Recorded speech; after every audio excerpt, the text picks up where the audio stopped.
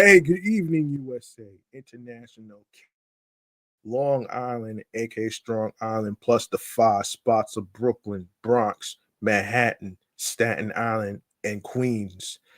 This is your man and homie, G Money Stacks, aka the Gregonator, YouTuber, creator, host with the most, misunderstood, lonely nomad, unstoppable independent podcaster, and of course, YouTuber and Queens, New York native, who is also from the neck of the woods of Laurelton, Queens, New York.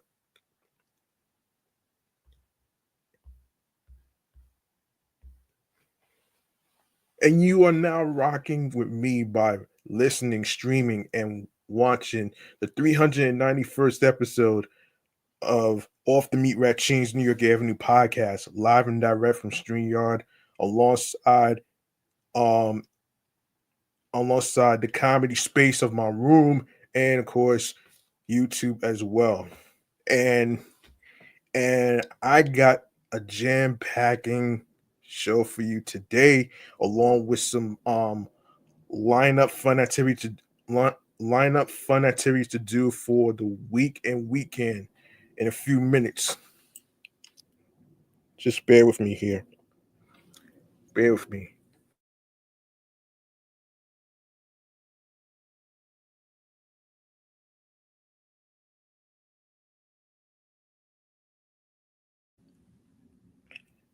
All right, if you are new to the channel and you missed any episodes whatsoever, please feel free to grab the subscribe button on the YouTube channel page for more live video podcast episode live stream recordings.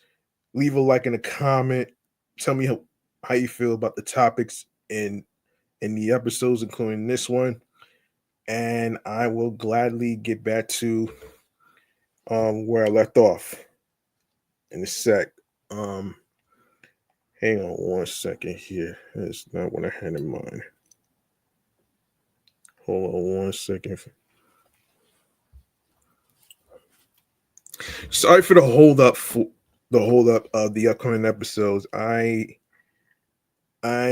been kind of dealing with not only my job hunt, but I'm trying to recover from a faint that I encountered yesterday. But I'm still recovering. It's a process, um so I'm still here. Um and yes, like I said, I have a lineup of fun activities to do for the week and weekend coming up in a segment of remains to be seen in a few minutes. Hope y'all having a nice week, and yeah, how about we get to some transit stuff right here. All right, let's get to the transit stuff right here, right now. Let's let's get into it.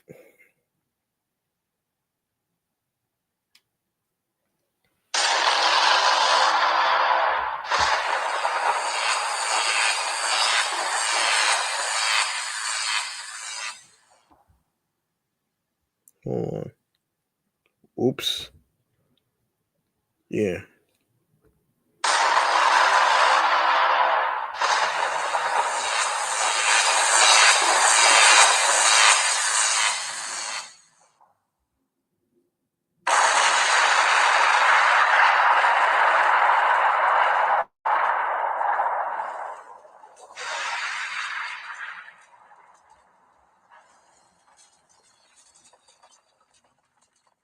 All right. All right. We got some transit stuff that we gotta talk about too.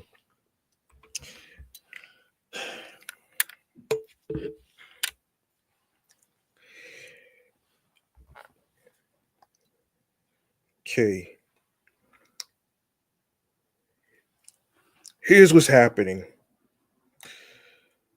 So New Yorkers will see more platform barriers this year as they commute on the subways, according to the folks from Pix 11.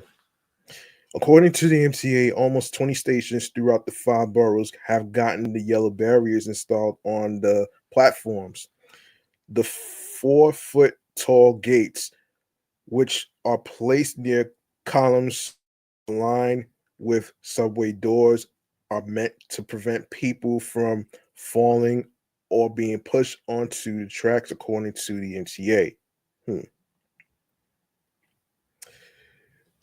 We are putting we are putting up barriers. I've committed the money to make sure that when you are standing there waiting for your train to come through, that you don't have that deep rooted fear of someone pushing you onto the tracks. New York Governor Kathy Hochul said during an interview on Picks on Politics. Well, so the transportation agency aims to install barriers at more than 100 stations by the end of the year, with a focus with higher ridership. Most of the stations will include those along train lines such as number one, number two, number three, number four, number five, number six, number seven, F, M, and L trains. So far, the following train stations have gotten platform barriers installed. Now, a list of stations that have platform barriers includes 191st Street by the 1 train, Clark Street by the number 2 and 3 trains, Morgan Avenue by the L train, Fifth Avenue by the 7 train, First Avenue, L train, Grand Street, L train, DeKalb Avenue, L train, Halsey Street, L train, Bushwick Avenue, Aberdeen Street, L train, Myrtle and Wyckoff Avenue, L train, Graham Avenue, Jefferson Avenue, Bedford, L train, Flushing Main Street, number 7, um, Lower Mere Street, L train, Wilson Avenue, L train, Montrose Avenue, 6th Avenue, L train, 125th Street, number 4, 5, and 6 trains. So that's pretty much good news on that one right here. Now, let's go on to another transit situation right here that we gotta talk about. Um,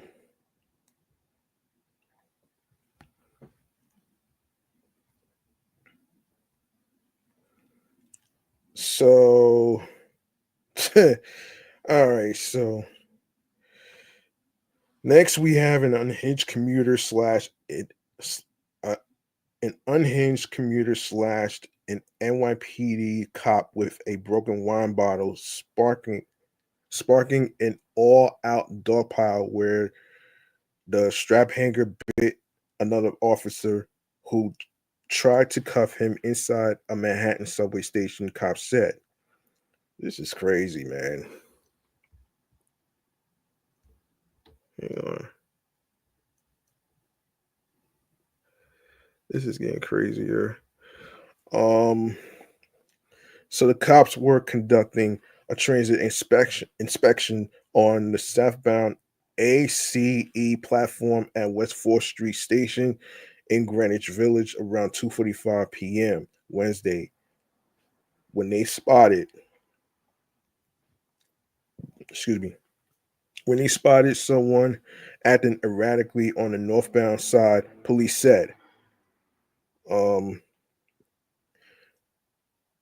Corinthian Hills, age 35, was drinking on the platform when cops approached him. Police said, um, "There's more."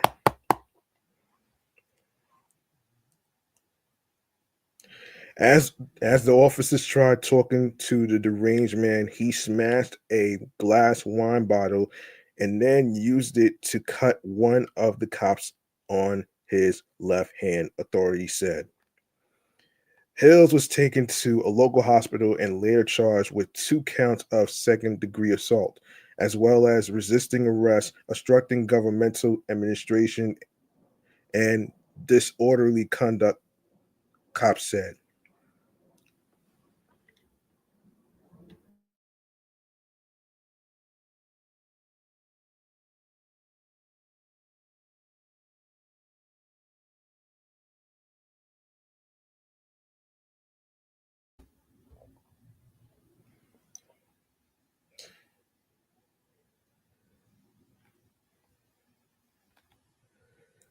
Both cops who suffered minor injuries were taken to a local hospital where they were listed in stable condition. Jeez Louise. You gotta be fucking kidding me. You gotta be fucking kidding me.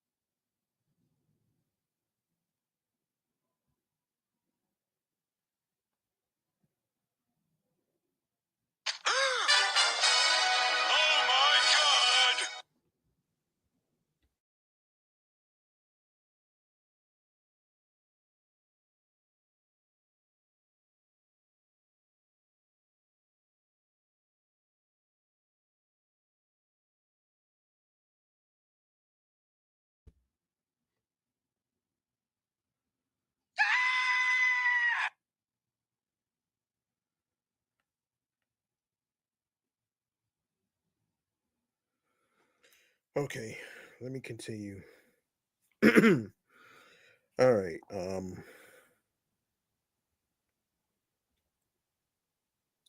Yeah, this is, of course, obviously, this is from the New York Post. Um, let's see. Wait a minute here.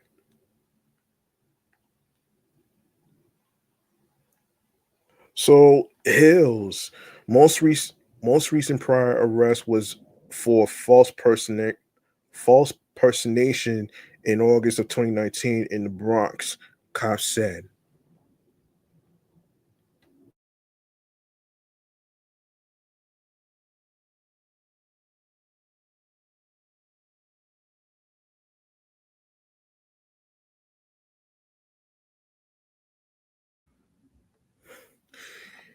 He was also busted for a violation of local law in Manhattan 2014, in 2013 for a domestic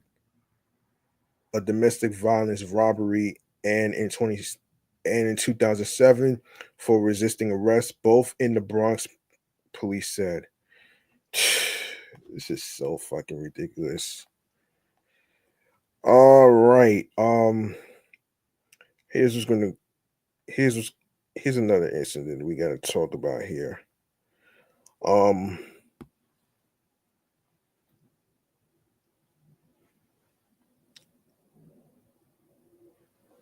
Hold on.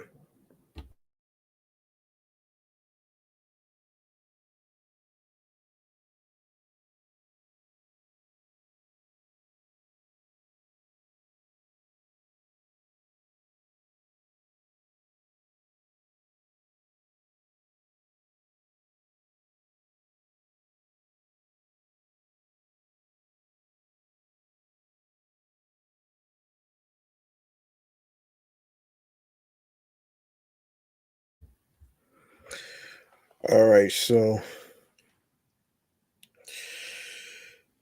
police are on the hunt for a Brooklyn subway slashing suspect who allegedly attacked a man nodding off on board a train on Sunday. According to law enforcement sources, the bloody incident occurred at around 8:40 a.m., which took place on March 9th at the Utica Avenue and Eastern Parkway station on the 4 train. The 31-year-old victim was sitting and sleeping on the train when the brazen brute came up to him and slashed him on the face with an unknown object, police said. Jeez, man. D- Damn, this is crazy. This is getting crazier and crazier.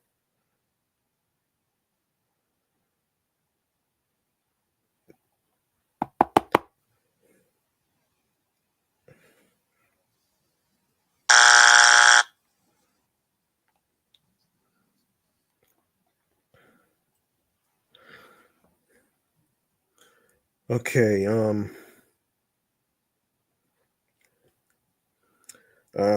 it is unclear. Hang on a second. Hold on. It is unclear right now if the perp said anything before committing the terrifying act. They did not know each other, authorities said. After assaulting the man, the perp bailed, fleeing on foot to parts unknown before officers from the 77th Precinct and NYPD Transit District 32 arrived. Meanwhile, EMS brought the victim to NYC Health and Hospitals, Kings County, in stable condition. Excuse me. Meanwhile, EMS brought the victim to NYC Health and Hospitals, Kings County, in stable condition. Police on Monday released surveillance photos and video of the suspect, who remains at large. He's described as having a medium complexion, is approximately 25 to 35 years old, and stands about 6 feet tall with a thin build. He was last seen wearing a brown hooded jacket, black pants, and red and black sneakers. So far, no arrests have been made, but the investigation remains ongoing. Um, Anyone with information regarding the attack can call Crime Stoppers at 800-577-TIPS, and for my Latinos who speak Spanish, you can dial 888-57-PISTA. You can also submit tips online at crimestoppers.nypd or online.org, or formerly or on X, formerly Twitter, at NYPD Tips. All calls and messages are kept confidential. Um,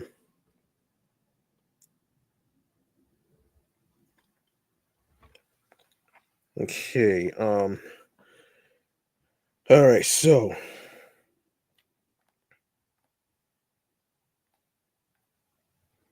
hold on one second here. According to the the RPA.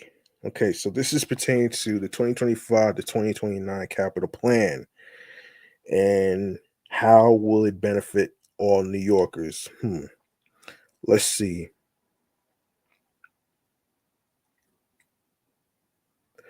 A fully funded MTA capital plan will deliver not just improved service and resiliency, it will drive economic prosperity across the region.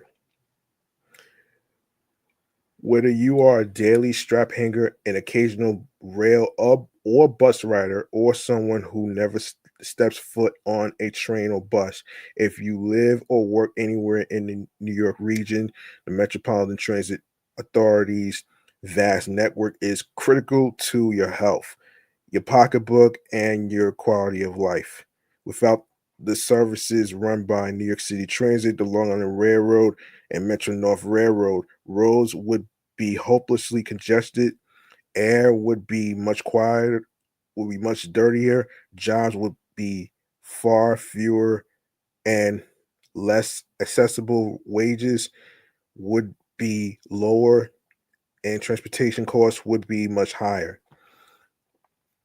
The more reliable and efficient these services are, the more people will use them, rel- relieving pressure on our roads and environment and making our economy more attractive to businesses, consumers, and tourists.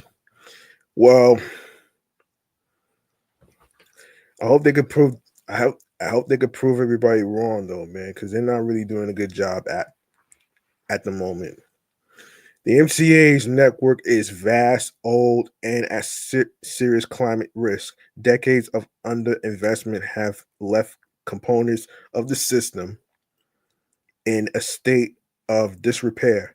Every 5 years, the MCA submits a legally required plan that outlines how it will make capital investments to maintain, rehabilitate, improve, and expand this.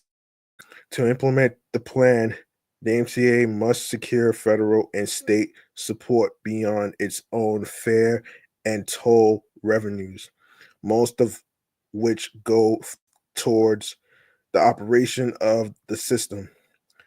At $68 billion, the MTA's 2025 to 2029 capital plan sounds ambitious. Hmm.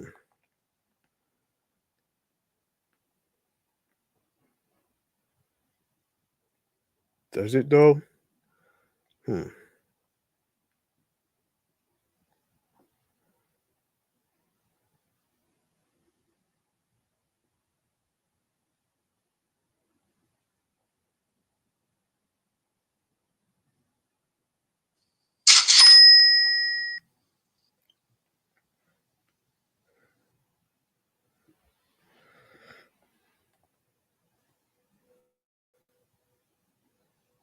Um.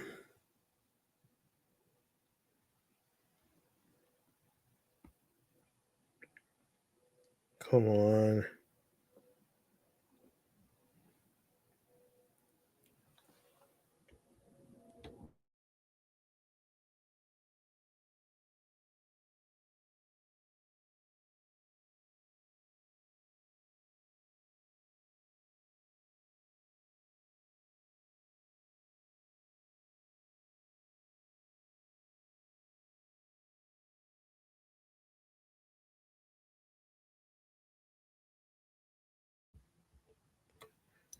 However, as this report will argue, investments of this magnitude are needed to provide the service that New Yorkers need and expect. If fully implemented, the plan would not only repair and maintain the MTA's vital infrastructure, subway, bus, and train riders would experience daily travel that is more reliable, frequent, safe, comfortable, and accessible. And all New Yorkers will benefit from more economic opportunities, cleaner air, and a better quality of life. All right, so this is crazy, man.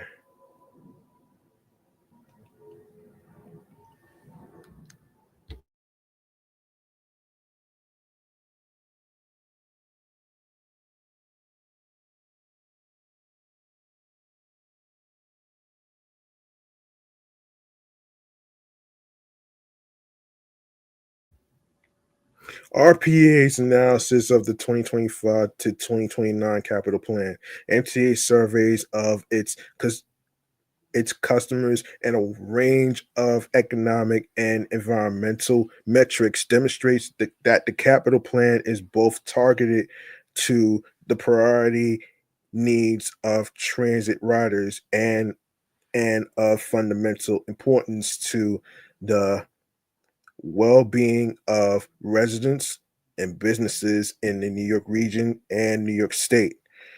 Transit is the backbone of the most job-dense economy in the US.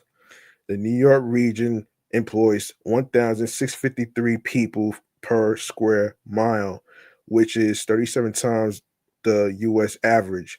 This urban density and the transit system that makes it possible are the reasons that New York can achieve one of the world's largest and most highly productive economies.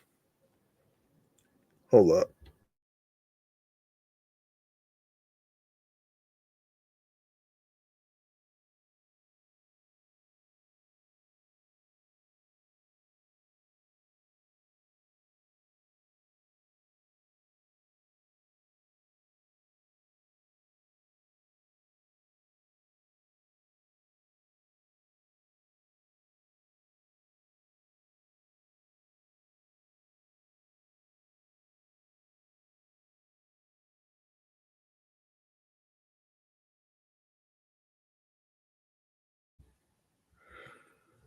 All right, where were we?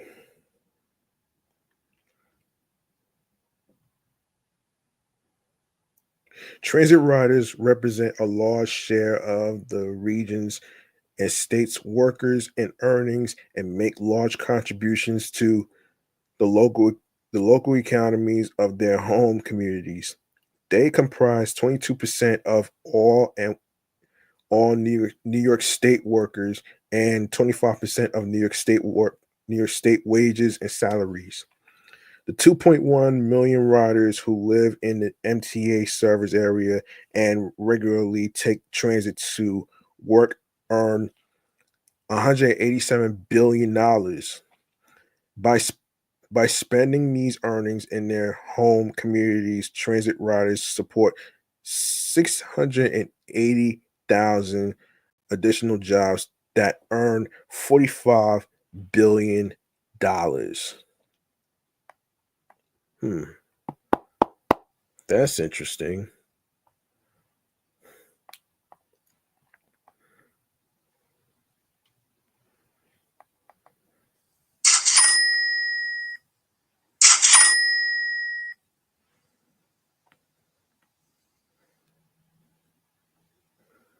What matters most to MTA riders across the spectrum is the quality of their service. MTA riders are a diverse population and they rely on transit for all types of travel needs, whether it's for work or leisure. Customers consistently identify reliability, frequency of delays, wait times, and crowding, along with safety as most important to their ride and what they most want to see improved. The MTA's 2025 to 2029 capital plan focuses on vital infrastructure investments that will make taking transit more reliable, comfortable, safe, and accessible.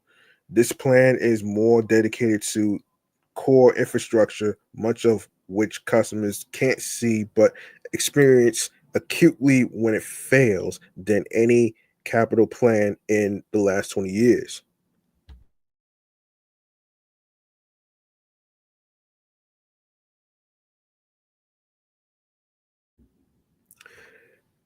So, the plan will address old signal systems, many installed in the 1930s and reliant on 1890s technology that caused 285 subway delays per month, affecting upwards of 10,000 people per incident. Installation of at least 75 miles of new signal systems could enhance service capacity and would save passengers on those modernized lines 12,000 hours each weekday. Power failures, although infrequent, that cause severe disruptions. On average, they delay 34 trains per incident. The most severe incidents can affect hundreds of trains and tens of thousands of passengers while disrupting the life and business of the region. 32 new reconstructed reconstructed substations in the subway and commuter rail systems will address vulnerable parts of the system at greatest risk of power failure.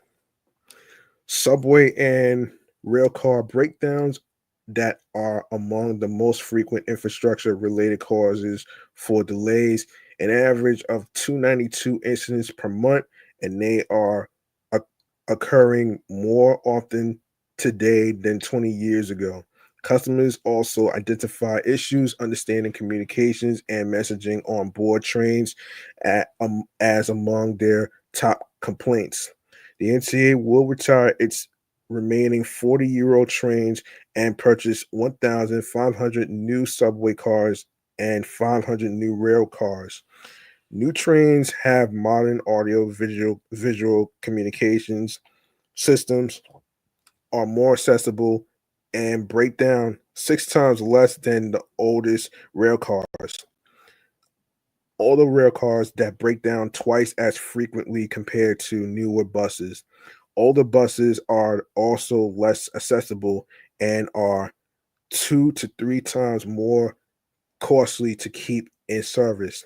46% of the bus fleet should be retired in the next 5 years. The MTA will purchase 2,500 new buses, including 500 emissions buses that are more sustainable and accessible, have modern communications, and ensure better bus service. Major weather events and torrential rainstorms that cause major floods and significant impacts to service.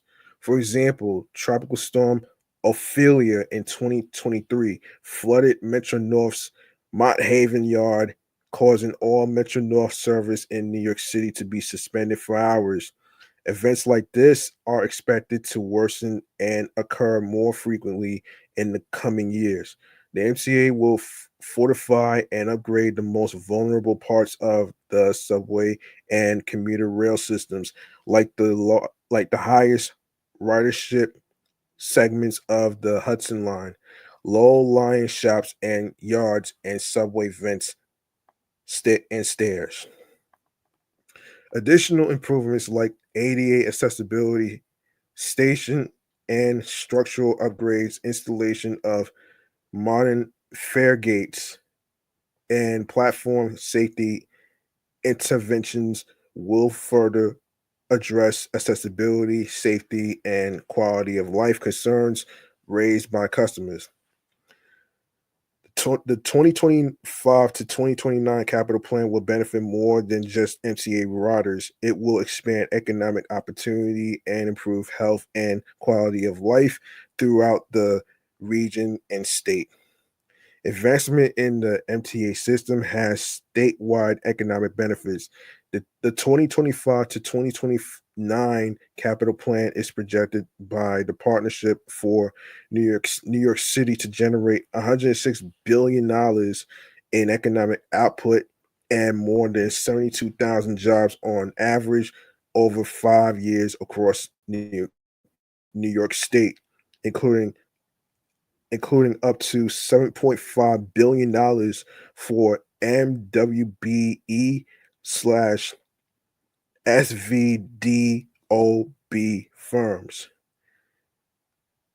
Over the last decade, companies throughout New York State were directly paid $30 billion for goods and services purchased by the MTA, which has wider indirect and induced economic effects. Making systems Making the system stronger and more reliable benefits a vast economic ecosystem of communities in the MTA service region. Improvements to core infrastructure, particularly those with frequent or significant impacts to service, mean fewer people will be late for work and appointments, more businesses will be willing to invest in the region, and there will be fewer major disruptions to the life of the city. Jeez. New Yorkers will have access to greater opportunity, especially from transformative projects like the Interborough Express that will expand the number of jobs that are accessible by transit to a million people living in Brooklyn and Queens, reducing workers' commute times and making those areas even more attractive economic development opportunities.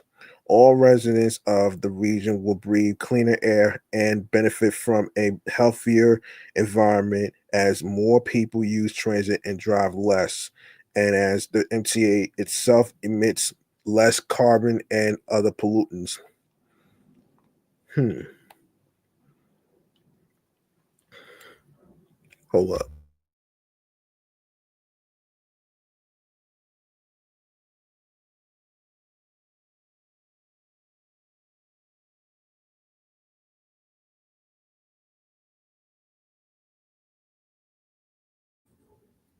Number one, who uses transit and what do they care about? On an average weekday, 5.5 million rides are taken by subway, bus, or commuter train. Riders come from all walks of life and take transit for a wide range of purposes. Customer surveys conducted twice annually by the MCA since 2021 show who transit riders are, what they care about most, and how they want their experience to be better. Um, all right, transit user profile. Okay, so MTA transit services reach all segments of the region's population, people across the neighborhoods, generations, and communities, whether by income, age, or race and ethnicity. Riders of MTA services as a whole can be found in roughly equal proportions across many different demographic categories. However, the rider profiles of individual travel modes vary from each other, especially by income. Oh boy, you gotta be kidding me. You gotta be kidding me, man. This is crazy. So, all services, income. What is your household income in 2023? So, this is what is it?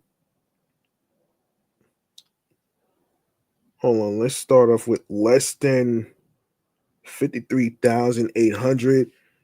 Um,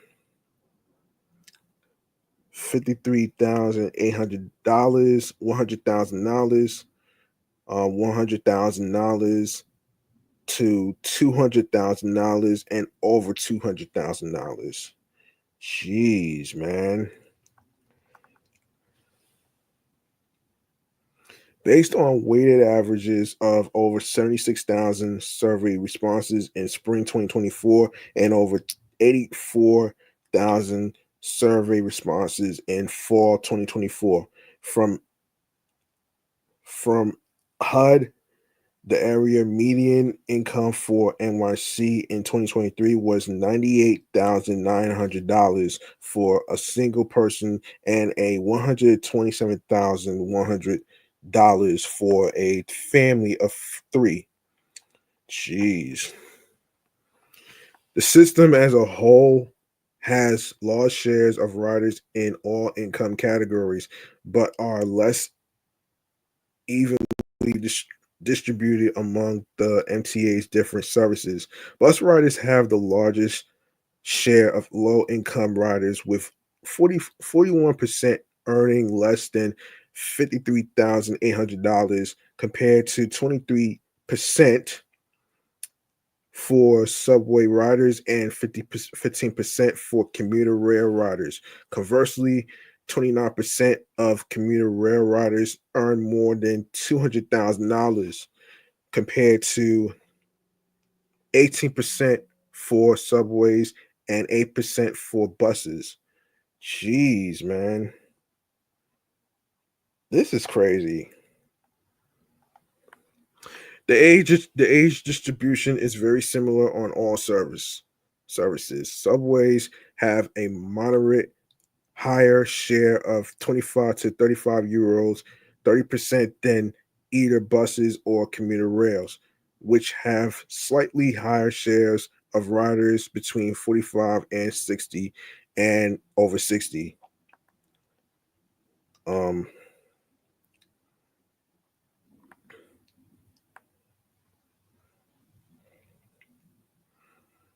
um, damn, son. Okay, race and ethnicity of riders varies by service. While there are relatively proportionate numbers of Hispanics, Blacks, Asians, and whites for combined MTA services. The commuter rails have the highest share of white riders, 41%, and buses have the highest shares of Hispanic, 27%, and Black, 26% riders. On the subway, the share of Asian riders, 21%, was higher than any other service.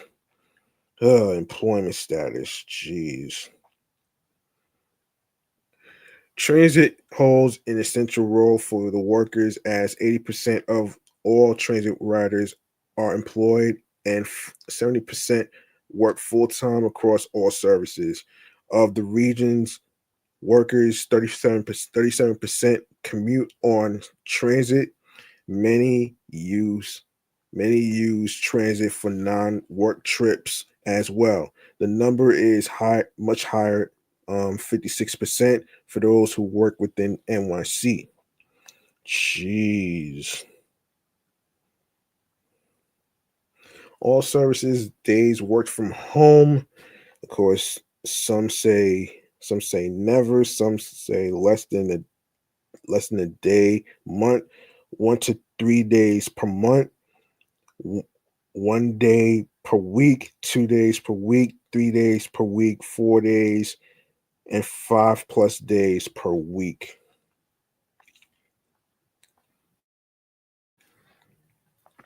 Um, Based over 84,000 survey responses from fall 2024, this question was not available in the spring 2024 survey.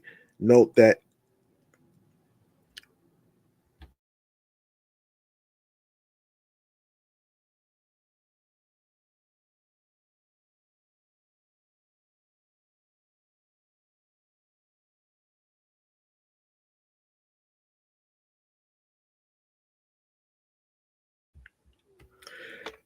that customers is not limited to commuters.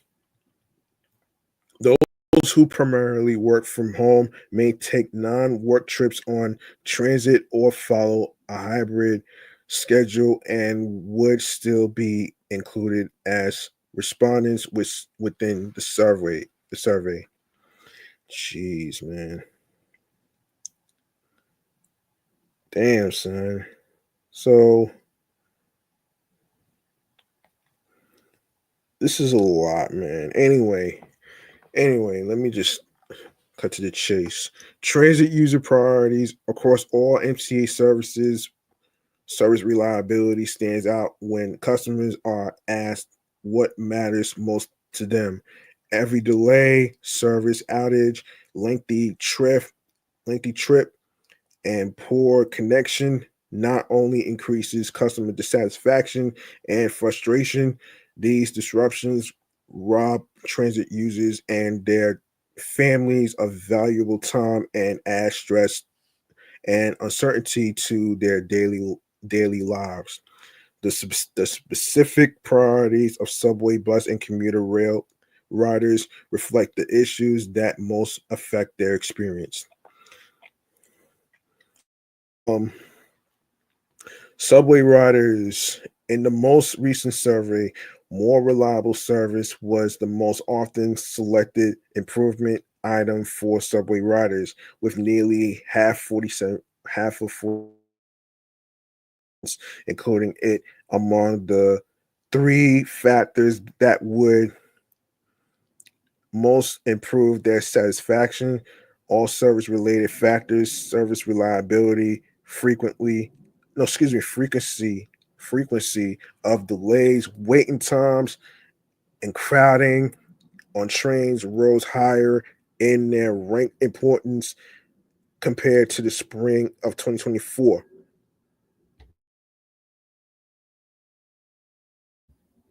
while safety and cleanliness attributes fell.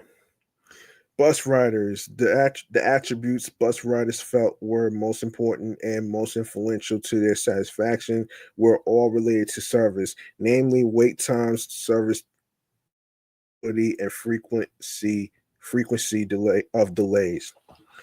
Half of the overall respondents and over half of respondents in Brooklyn, Manhattan, and Queens felt that shorter wait times would improve their satisfaction. LARR and Metro North. Um, on the LARR, riders prioritize transfer experience as most important unless they never transfer to another LARR train.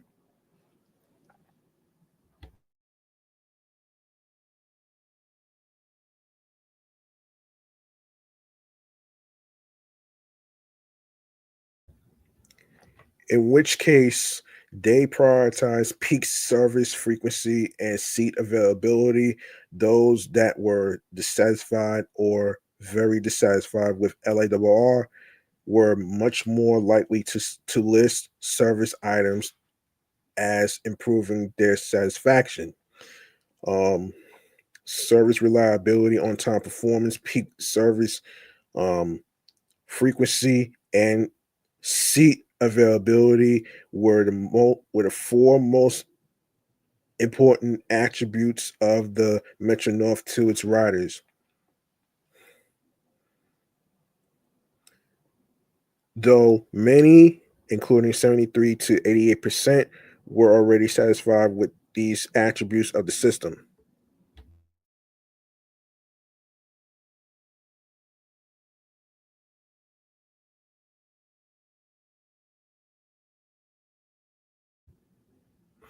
All right,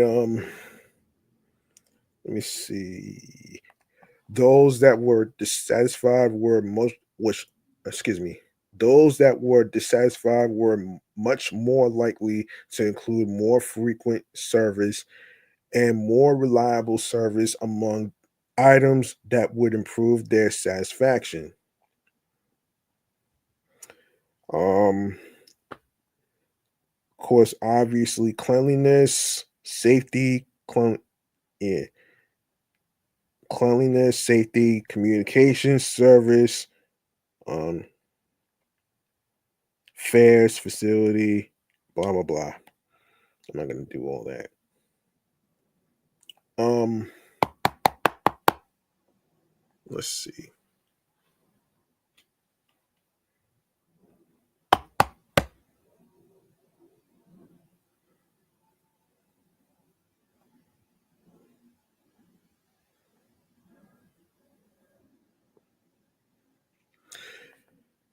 All right, number two, how transit benefits all New Yorkers.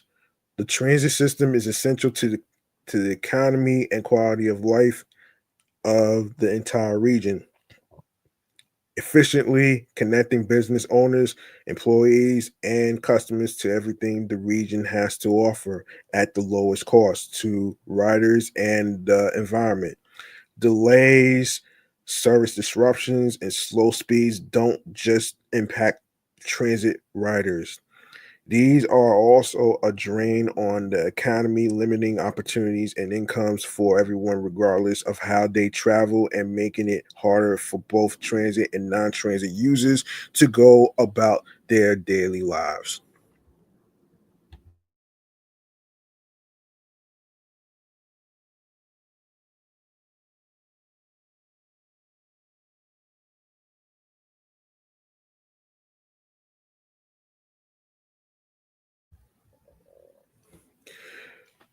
I'm not gonna get to all this actually, so I'm not gonna get to all of this though.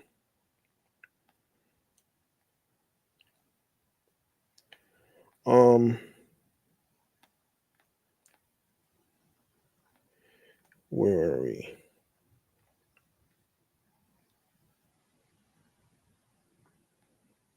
Hmm.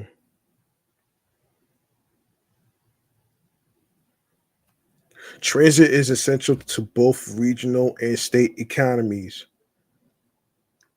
Transit allows metropolitan New York to be an economic center for the state, nation, and world.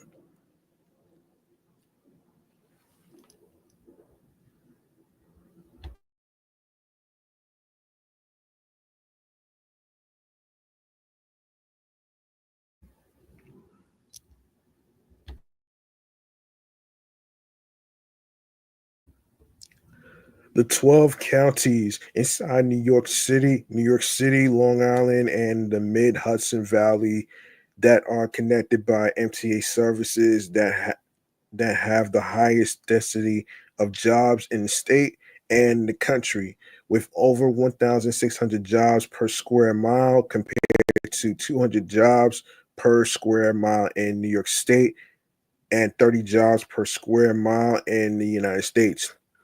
It is no coincidence that the most job dense and highly paid part of the region is also the place that is most highly dependent on transit. Manhattan encompasses almost a quarter of the region's firms, 24%, which account for over uh, a third of the region's jobs, 35%, at an average density of over 4,000 firms and 100,000 jobs per square mile. Hmm.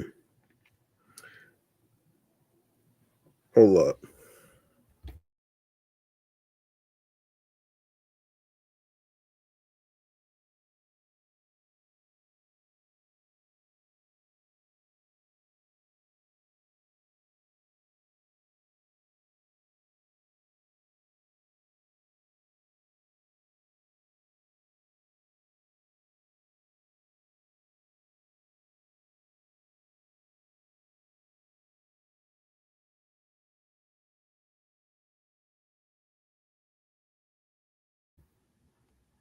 Um. All right. Let me see. Where are we? Through transit, a business in Manhattan can access a pool of 3 million working age adults within 60 minutes. For all Manhattan workers, including those who also live in the borough, 70% use transit to access their place of work. Of course, obviously, over a third of all wages earned by residents of New York City suburbs, 34% for residents of both Long Island and the Mid Hudson Valley, are earned within the five boroughs, mostly in Manhattan.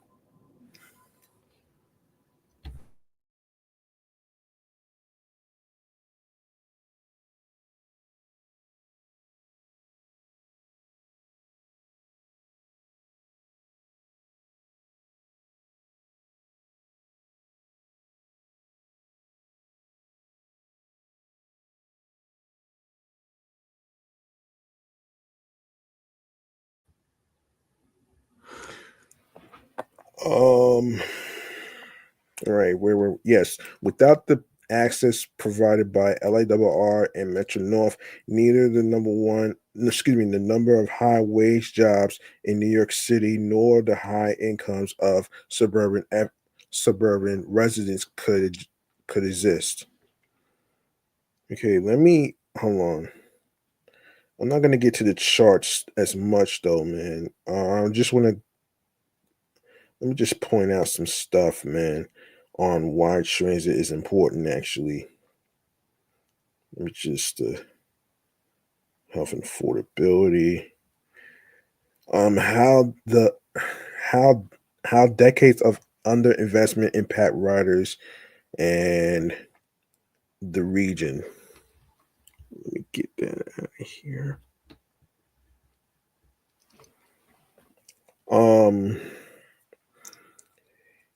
yeah, so historic underfunding of MTA's infrastructure have left components of the system in a state of disrepair, many of which are unseen and unsung in ensuring a smooth and safe trip.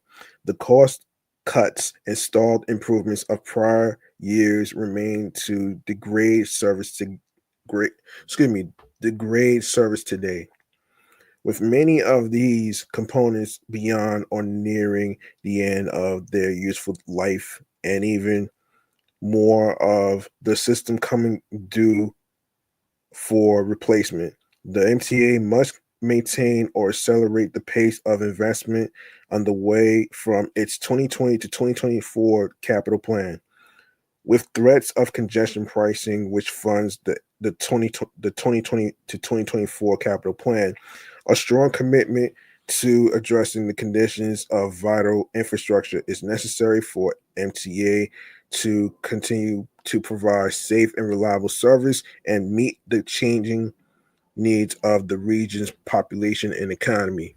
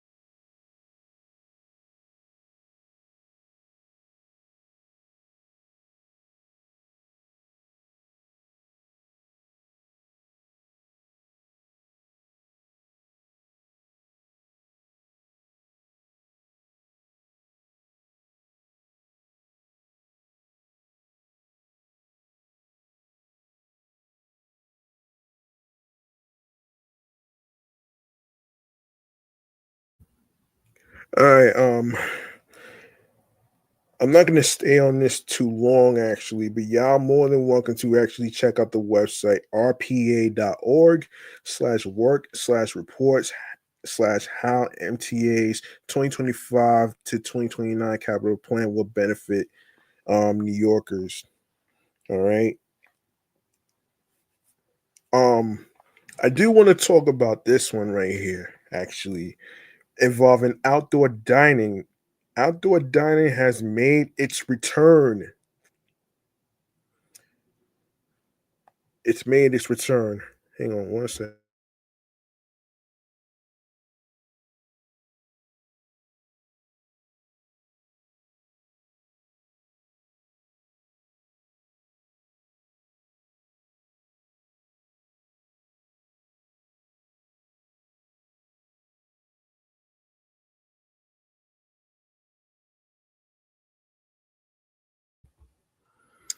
All right, so city comptroller and Democratic candidate in the 2025 NYC mayor's race, Brad Lander, has his plate full with a brand new plan for outdoor dining that he says would keep will keep al fresco service available and thriving year round. Lander told AM New York on Tuesday that if he is elected mayor, he plans to overhaul the Dining Out NYC program, which he alleged that the city mismanaged leading up to its less than stellar season launch on Tuesday. According to the candidate, the program was burdened with bureaucratic requirements that he said led city officials to fail at adequately managing its implementation this year. Damn, that sucks.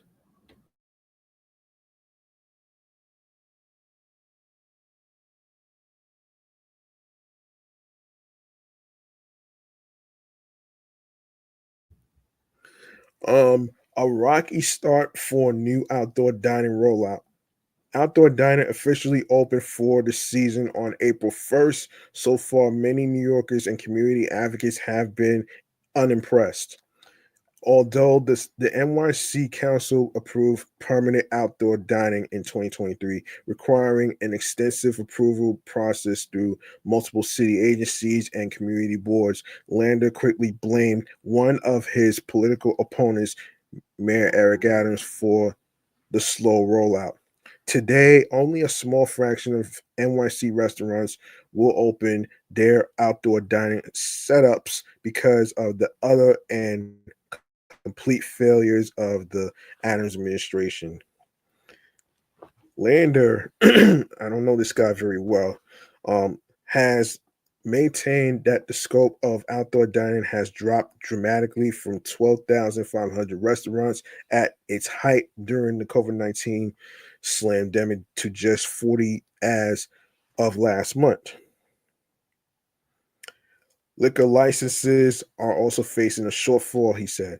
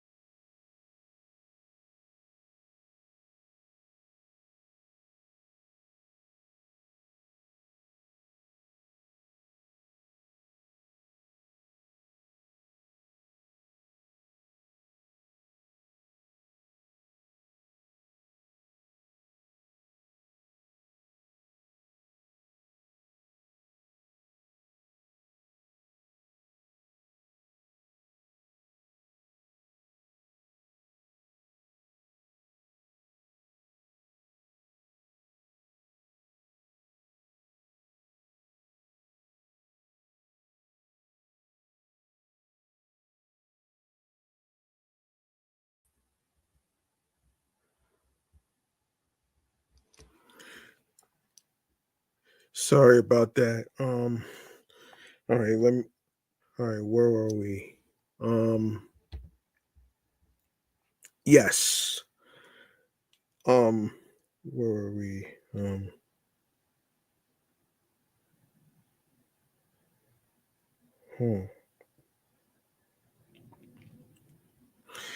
All right, yes. So after city council leadership made clear early on that they opposed Broadway dining completely, and only after the Adams administration negotiated to save the program. Um, hold on.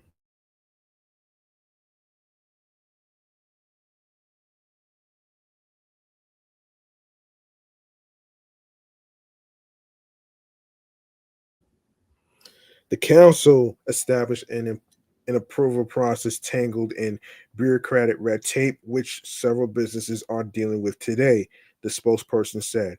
Thanks solely to the Adams administration's effective management, we helped cut through the red tape, clearing the way for the nearly 2,450 roadway and sidewalk setups that are currently operating, with more approvals on the way. Meanwhile, officials from the DOT, who have a key role in the permitting process, also disputes Landers' claims.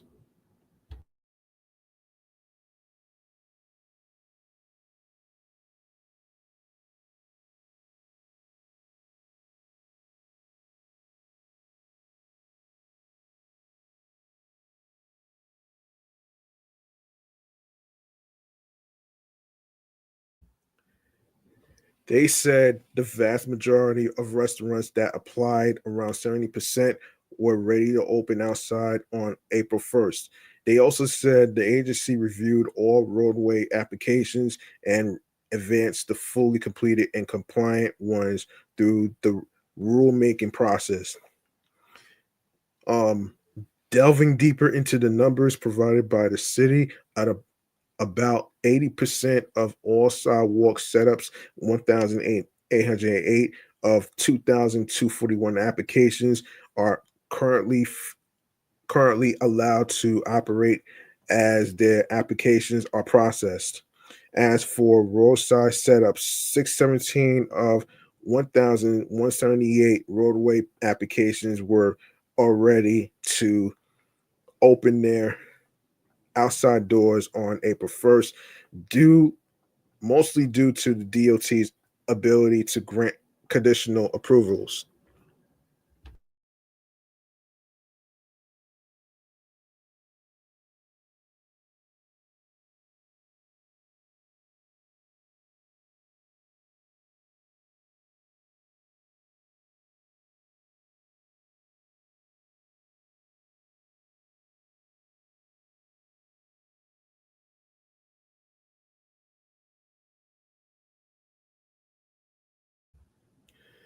Sarah Lynn, co-executive director of Open Plans, a group that advocates for more open space in the city, placed what she called a rocky start for the program's season opening square on the NYC Council. New York City's curbside dining season kicks off today with a staggering decline in the number of diver- excuse me. Um, New York City's curbside dining season kicks off today with a staggering decline in the number and diversity of participating businesses, she said. Many New Yorkers looking forward to the return of their favorite curbside seat will likely be disappointed. The city council has unfortunately stifled this popular, lucrative slandemic era program with car-centric thinking and bureaucracy. While it's exciting that outdoor dining is back, our enthusiasm is dampened by the current state of affairs. The transition from a temporary outdoor program under a state of emergency during the COVID-19 pandemic without regulations or fees back to one with legally required regulations and costs for the transfer of public space to private businesses was always going to be a difficult change. A city council spokesperson explained.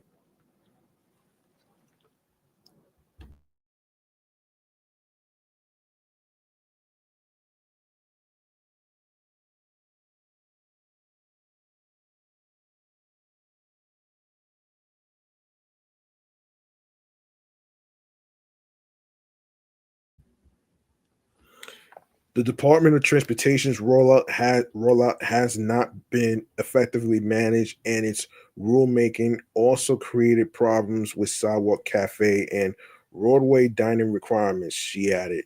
To successfully navigate this major transition and ensure maximum participation, the city must address unresolved issues, including application processing and improve public outreach for restaurants. The spokesperson added that there will be an oversight hearing this month regarding the program. As a bright spot for New Yorkers who enjoy alfresco dining, the DOT said it expects more restaurants to receive conditional approvals as the season progresses. Cutting the red tape. In the meantime, Lander said his plan for outdoor dining would improve the program going forward. The plan, which he calls Dining Out NYC 2.0, redesigns the current program to be year-round and streamlines the sidewalk and roadside outdoor dining approvals to make the application process faster and easier for all applicants. As mayor, as mayor, I will cut the red tape by opening up outdoor dining year round and making applications faster and easier so that this time next year we'll be closer to pre-slandemic levels of outdoor dining options, he said. His plan also upgrades application technology to allow features like letting restaurants save partially submitted applications to return to complete so they don't have to be filed at once. Business owners would also be permitted to apply for permits in person. Cumbersome, cumbersome or large scale outdoor dining enclosures were a point of contention for New Yorkers following the COVID-19 slandemic, but Landers said his plan would maximize seating areas while also considering the space meant for pedestrian traffic. Clearance standards for sidewalk cafes of half the sidewalk width or 8 feet, whichever is greater to maximize seating space, would also return. The plan also ensures that scaffolding erected erected above a sidewalk cafe that meets pedestrian clearance requirements does not limit a sidewalk cafe's footprint, Landers office explained.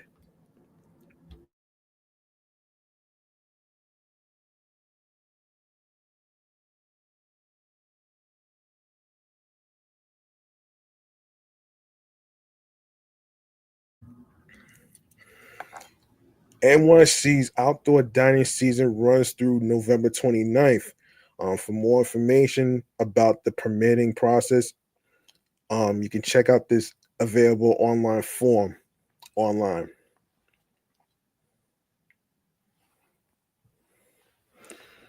All right. Let's see.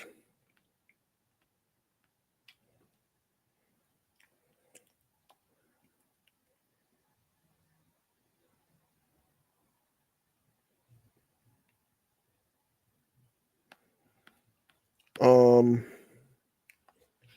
Okay.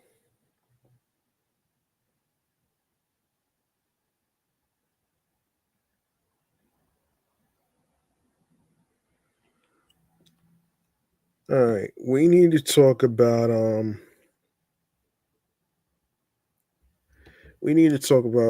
Luigi Mangione, the guy who killed the CEO of United Healthcare.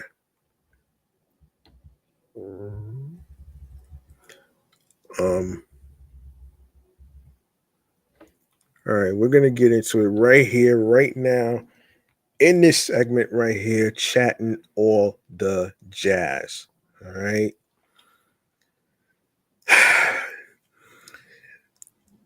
And I actually said my piece about him not being a hero. You murder someone in cold blood, and you have the nerve to be selling fucking merch and stuff. Like, nobody cares about that, man. The man had a family, man. What's wrong with you? Anyway, chatting on the jazz. Let's go.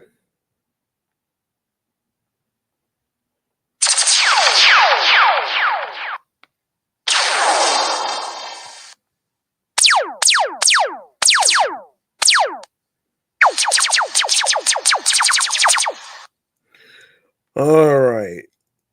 All right. On to Luigi Mangione.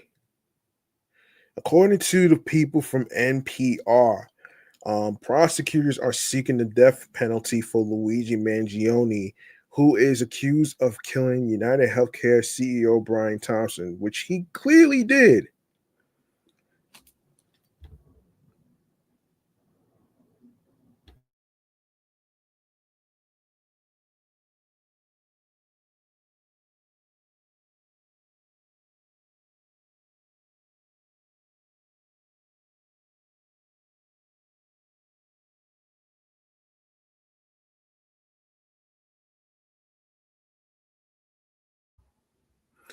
Yeah, so um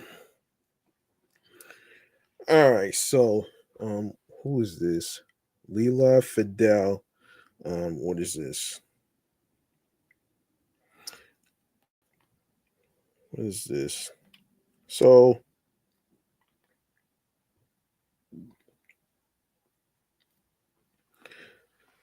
So the 26-year-old man accused of killing an insurance executive last year is facing the most serious possible punishment. If Luigi Mangione is convicted in federal court, he could get the death penalty. Samantha Max of member station WNYC reports. Of course, obviously, Samantha Max byline. Um, Attorney General Pam Bondi says pursuing the death penalty against Mangione is part of President Trump's agenda to make America safe again. The death penalty is no longer an option in New York state courts, but it is still allowed under federal law, and Trump has repeatedly expressed his support for the death penalty. He is um, addressing Congress in March. And he said that he already signed an executive order requiring a mandatory death penalty for anyone who murders a police officer. And tonight, I'm asking Congress to pass that policy into permanent law. Um, Trump issued that executive order on his first day in office, calling for capital punishment for what he described as horrible acts of violence against Americans. Federal prosecutors charged Mangione with stalking and killing United Healthcare CEO Brian Thompson outside a New York City hotel last December. He has not entered a plea in that case. He has pleaded not guilty to various state charges that carry a maximum sentence of life in prison. And it's not a surprise to me that they are seeking the death penalty.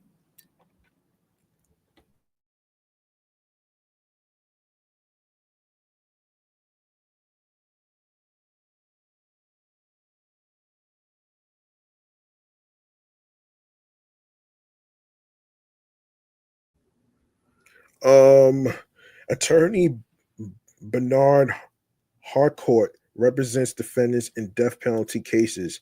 He says Mangione's case aligns with the president's ideological agenda. Harcourt, Harcourt. It was an attack on the insurance industry, on a CEO. It was an attack in a way on the capitalist system. Um, and this person says Mangione Mangione has become something of a folk hero for people who are disillusioned with the American health insurance industry, but law enforcement officials have criticized the public obsession. NYPD Commissioner Jessica Tisch has called the shooting a cold and calculated crime. Jessica Tisch says, "We don't celebrate murders and we don't um, ionize no lionize, excuse me. We don't lionize the killing of anyone, and any attempt to rationalize this is vile, reckless, and offensive to our deeply held principles of justice." During Trump's first term, his administration executed 13 people. Now there are only 3 people left on federal death row. That's because former President Joe Biden commuted everyone else's sentences to life in prison just weeks before he left office. Mangione's attorney says the decision to seek death penalty is in his case is political and that her client is being treated like a trophy. Now I don't know about that though, man. And I spoke about this episodes ago, man. This man is no fucking hero, man. This man is no fucking hero. This is a man who killed the CEO of United Healthcare. And this is very, very, very fucked up in a way. And I have this, and I really gotta say, man,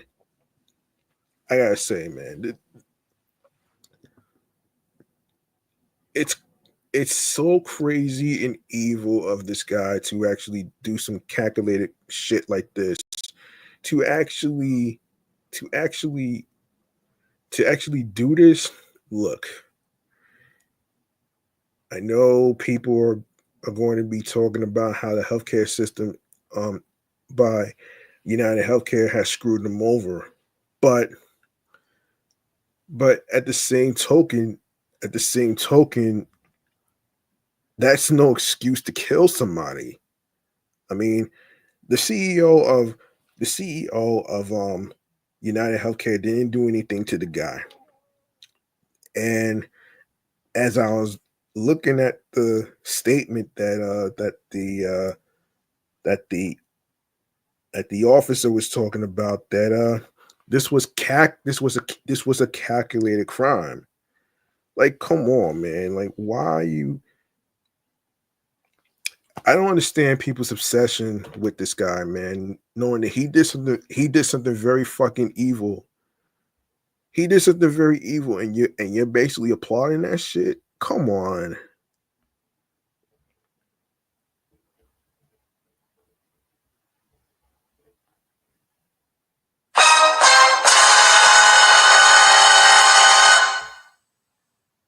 Go!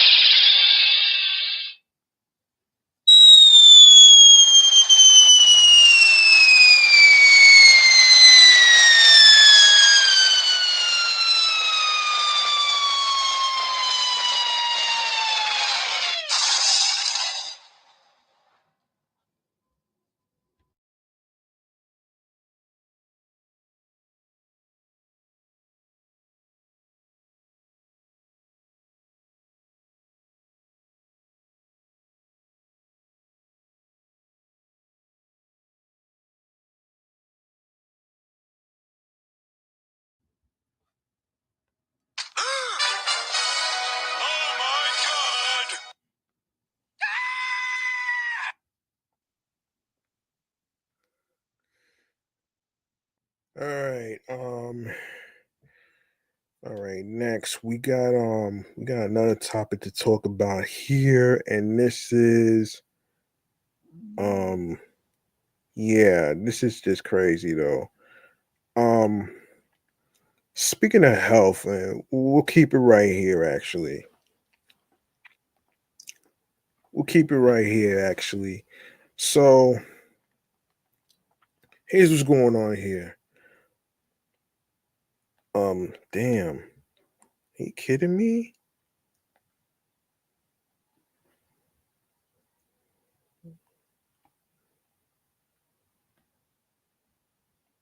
Hang on one second. Here's what's going on here. Um, According to Mass Live, um, when a Northampton nursing home said last year it would close, some feared it would be hard to find new beds for residents in the area. Barbara Sowers has been living that fear. Her 62-year-old brother has mental health issues and stage 4 lung cancer. The staff at Highview of Northampton suggested in November he moved to a facility in Southbridge, a 45-minute drive from his cancer treatment in Springfield. Sowers, who lives in in Agawam, said no. She told the facility her brother didn't want to be far from her from excuse me, didn't want to be far from the family. He is fearful that moving that far away will result in a change in doctors and disruption in his cancer treatments, Sauer wrote in an email to social work staff at Highview.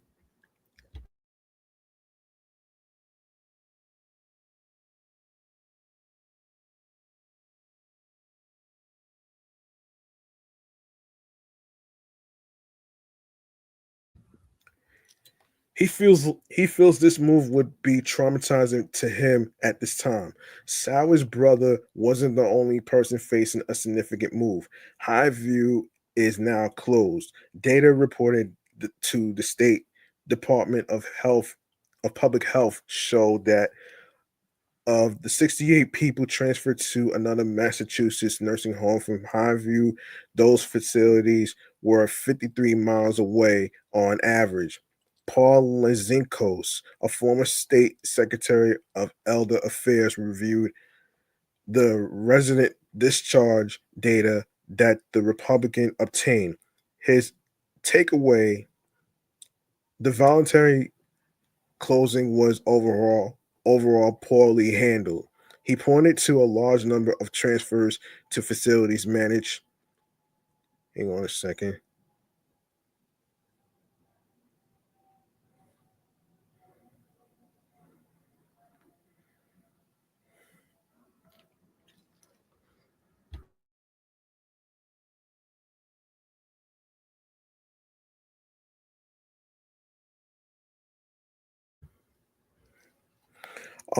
Let me see. Where was I?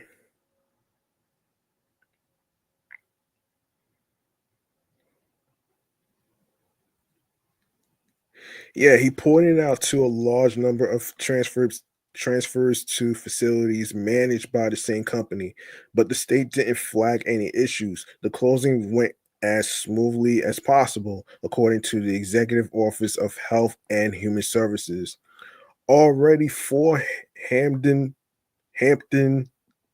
County homes had gone out of business in 2023, reducing beds in the region.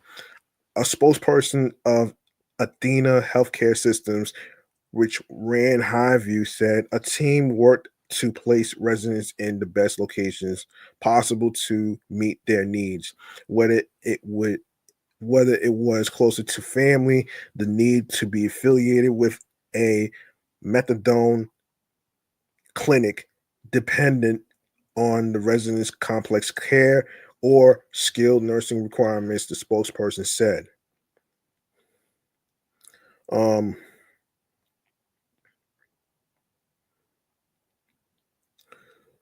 Highview, the subject of a series published by the Republican in July, was deemed one of the most fine nursing homes in Massachusetts by the federal government in the past few years and was ranked by the state in its overall performance in the bottom 1%. The company announced in October it would be closing by early February, citing problems recruiting staff, financial strain, and the high cost of fixing the building's heating system.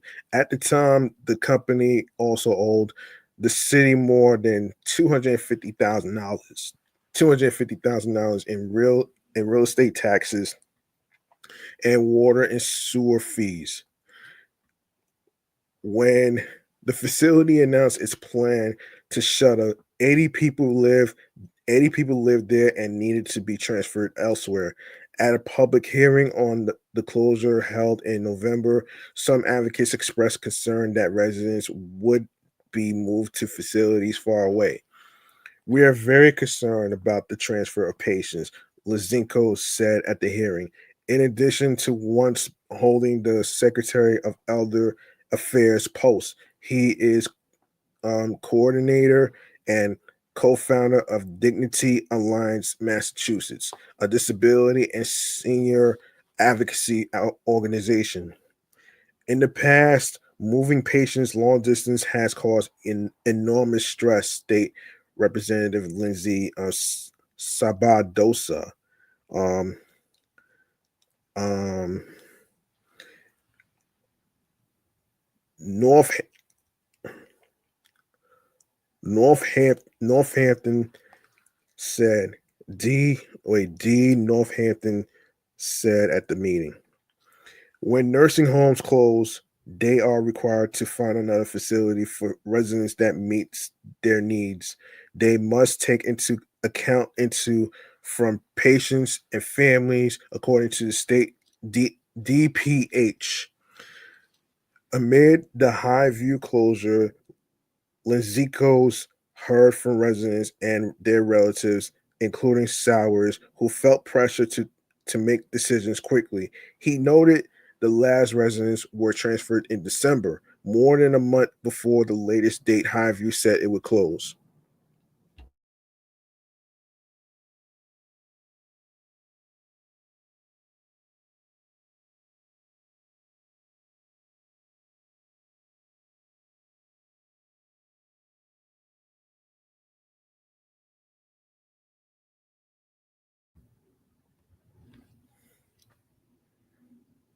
Um,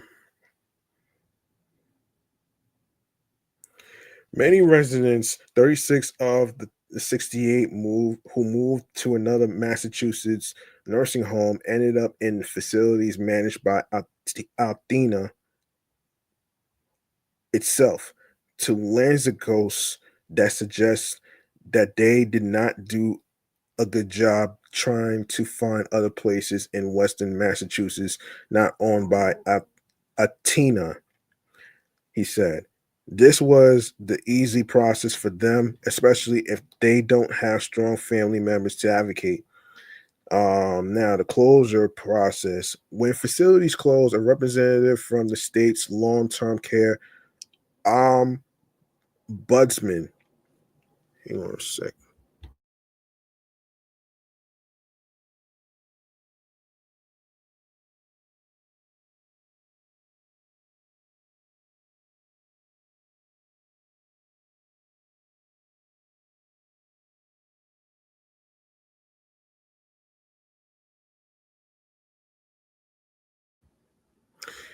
Yeah, when facilities close, a representative from the state's long-term care ombudsman office visits at least weekly to check on the process, according to the state's executive office of health and human services. The office didn't report any major issues. High view Northampton staff worked hard to manage this closure with care and compassion and respect. and to respect the wishes of impacted residents and their caregivers. An executive office of health and Human Services spokesperson said in a statement, "We know a transition like this can be extremely challenging for residents who often feel anger, fear, and confusion as they leave their home and the staff who have cared for them." Sabadosa did not heard did not did not heard did not hear or heard from any former Highview residents or their families in the lead up to the closing.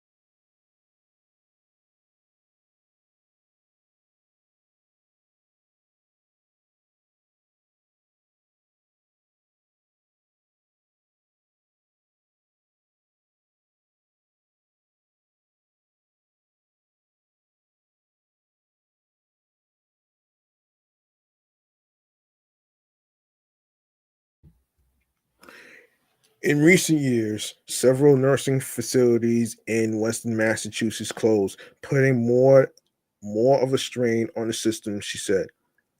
In early 2023, four facilities in Hampton County closed. Um, Chapin Center in Springfield, Governor's Center in Westfield, and William no Willimanset Center East and West, both in um, Chicopee. At at the time, some families said they were struggling to get their loved ones a placement nearby. Moving people to a facility far away can be a physical risk sometimes, and if they are moving far from family, it will be harder for them to visit. Sabadosa said.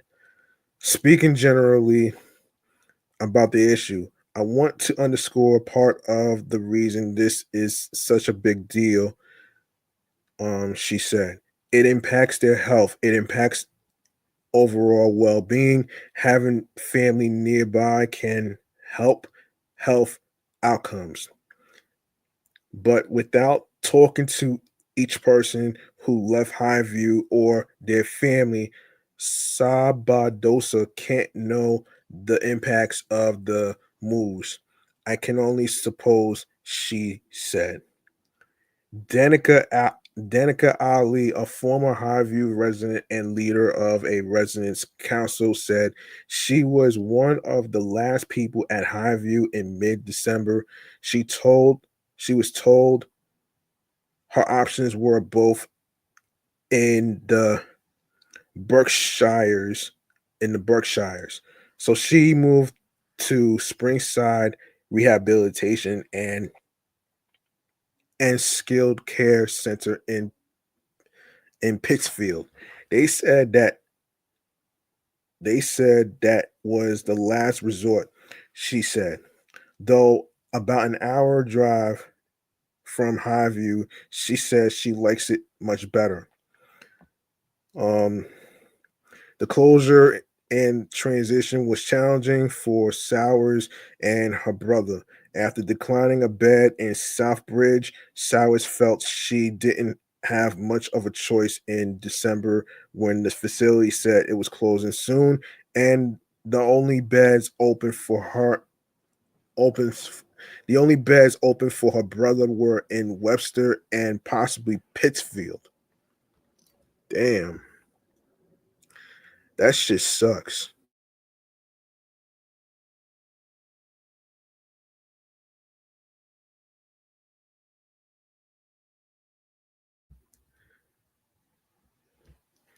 Yeah.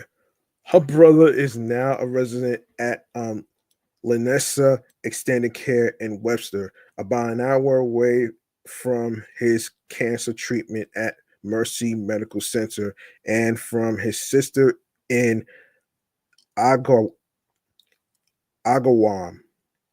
It's managed by the same company that ran Highview and has a common majority owner, the CEO of Atina, of Altina.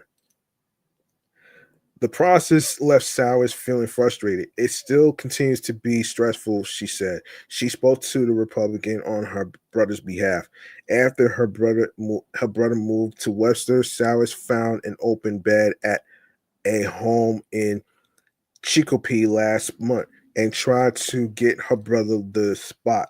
A staffer in admissions at the Chicopee home told Sowers a healthcare proxy form provided by Lanessa Extended Care wasn't properly dated, making it invalid and it needed to be fixed. Emails show. A social worker for Atina disagreed and said the form didn't need to be changed. Emails show. During the paperwork confusion, Sowers said the bed in Chicopee was filled. She is consulting an attorney for help on the healthcare proxy. When asked about Sowers' brother, the spokesperson for Atina declined to comment. Um, Sowers makes calls daily to see if there are openings in other facilities. I have a full-time job, she said. There should be a little bit more help from them because this was all caused from their negligence, if you ask me. Sowers said the closing was very distressing. She plans to continue to advocate to move her brother closer to home and to his cancer treatment. He definitely wants to come closer, she said. Hmm. Wow.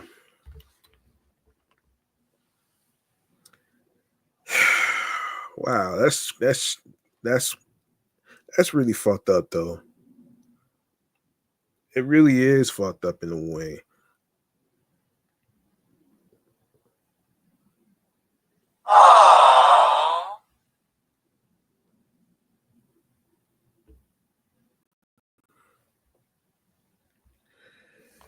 All right.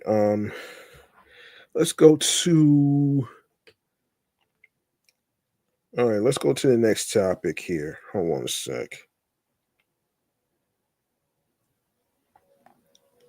Hold on 1 second.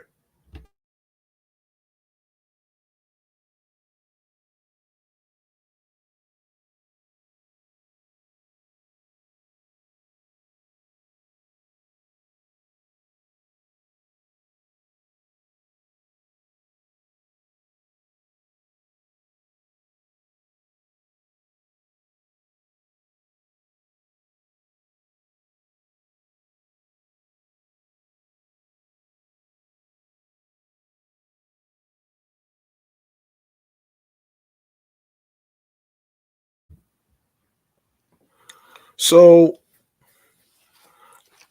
all right.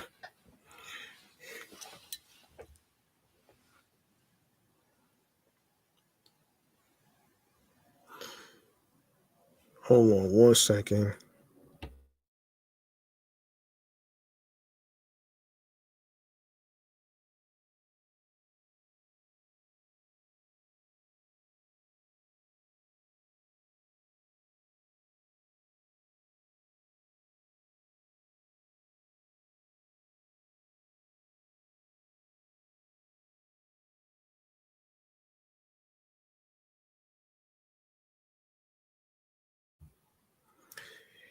Yeah, the next topic I want to talk about is this.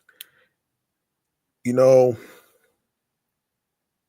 I've been a fan of TMZ since they came out in 2005, and And of course, obviously, the name of the episode is TMZ 19 because it is the 19th anniversary of the show that came out. TMZ on TV, and then there's TMZ Live and stuff. So, for those of you who may not know, I will fill you in on I'll fill you in on this though.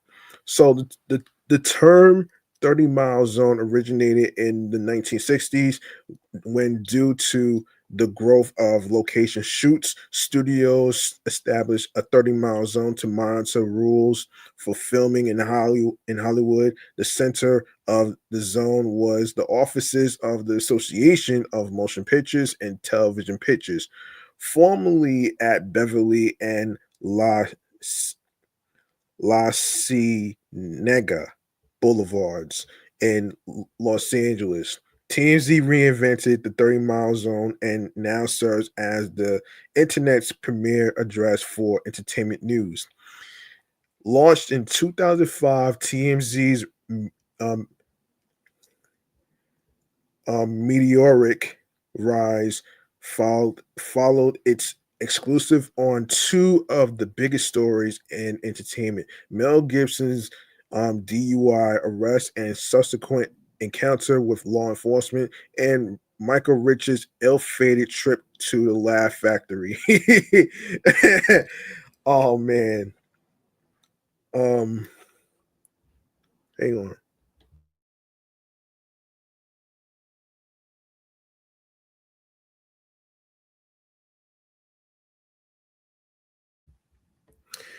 TMZ also broke the news of the breakup of Britney Spears and Kevin Federline's marriage. TMZ also TMZ altered the entertainment news landscape by changing the way the public gets its news. Frequently referenced by various media, TMZ is one of the most cited entertainment news sources utilized by national network and local news gathering organizations across the country. In 2006, Time magazine named TMZ one of the coolest websites. Newsweek named TMZ the breaking blog of 2007. Yeah, so yeah, congratulations to TMZ, man. I want to make some noise for the folks at TMZ, man, celebrating their 19th anniversary. 19th anniversary of TMZ. That's amazing. That's amazing right there, man.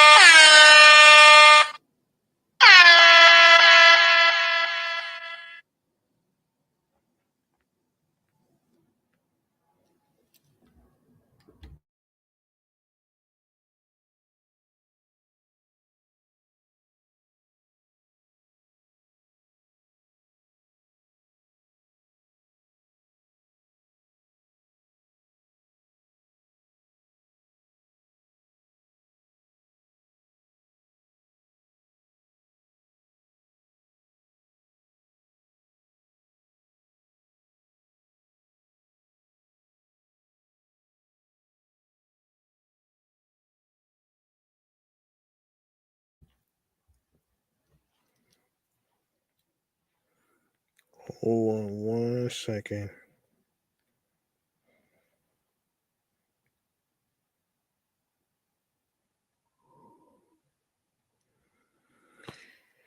A little side note before I even go on to some movie news. United Healthcare confirmation of 190 Americans affected by Chainz healthcare breach. Um, and of course, 11 labs raised some money and valuation led by iconic growth. Oh, Wall Street. Wall Street banks plan sale of X debt at the disc. Oh, wow. Okay. All right. What do you say we go into some movie news right here, man? And I want to start off with last week's number one movie, A Working Man, and then I'll talk about a Minecraft movie next. In this segment right here, Movie Man Cave Popcorn. Here we go.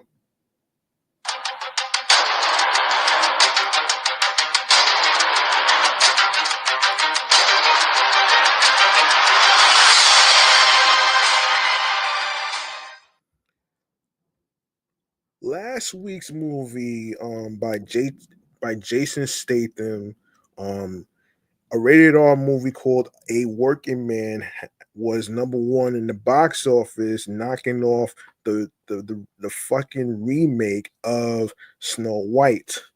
Now, I, yeah, so I would actually, yeah, all right. According to Deadline, like a huntsman lurking around in the woods, Jason Statham's. You probably remember him from the Beekeeper movie. Jason Statham's a working man scared Disney's Snow White into second place at the office. With $15.2 million to $14.2 million at at a time when feature production development executives have their faces in their hands, baffled at the works at the box office. Let's not deny the attraction of the tried and true meat and potatoes dude action movie, which can still find an audience. Keep in mind, part of the allure her to after with this $40 million Statham pick is it's based on the Chuck Dixon book series about a retired counterterrorism agent turned construction worker who's pulled back into his old career. There are several books and ample transporter opportunity for Statham in the near future. The screenplay was written by Sylvester Stallone and David Ayer, who directed the pick. Um,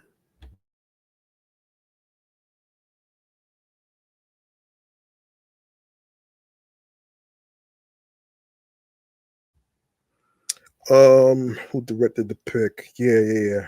Where were we?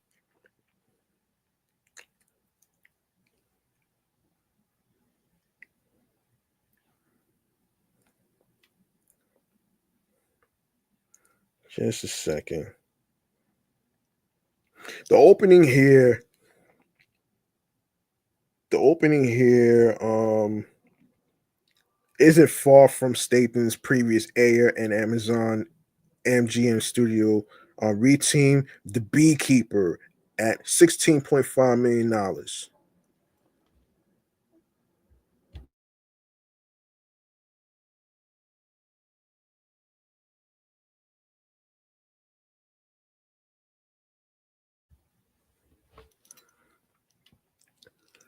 Also, amid the jaw-dropping news about Jen Sok's exit as head of Amazon MGM Studios, it's a nice win here for the studio, which will be fortified product wise on the motion picture side by Warner Brothers vet um, Courtney Valenti. Um, a working man gets a B cinema score.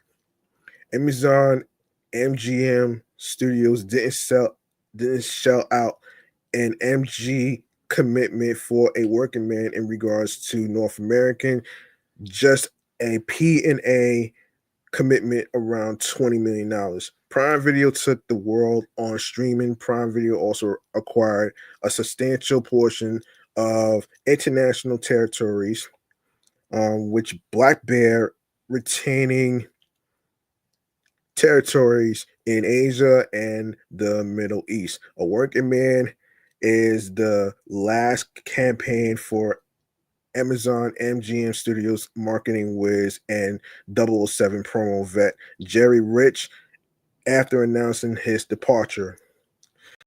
Obviously, Snow White is in second place. It plummeted for, yeah.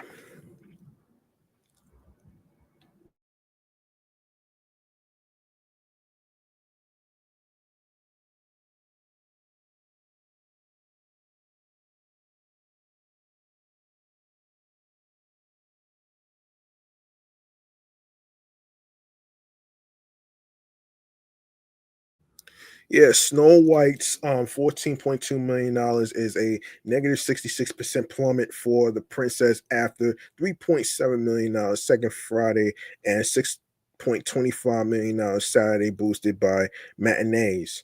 Very sad. Again, it's a solid movie, but coupled with all the bad publicity, nobody is going. Nobody is going. Uh as a vet Hollywood producer loves to groan to me when movies tank. Snow White's drop is steeper than Dumbo's second frame and makes um Mala- Maleficent, Mistress of Evil's second weekend look rich at a negative 48% decline. That's $19.4 million second weekend. Spring break is still in session on Monday, with close to a third of K through 12 schools off on Monday per score.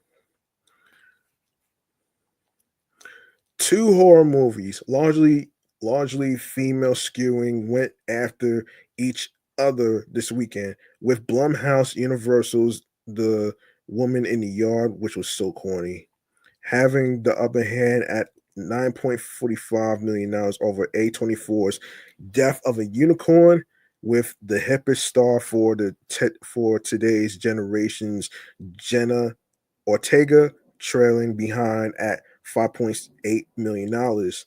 Death of a Unicorn was made for $15 million net, while Woman in the Yard was $12 million net. Damn. A Woman in the Yard drew 31% women over 25 and 24% women under 25, while Death of a Unicorn had 29% women over 25 and 20% female under 25. How the hell did that happen? How did a film with no stars? How did a film with no stars? Hold on a second. Wait. How did a film with no stars and a woman looking like she was in mourning defeat Wednesday?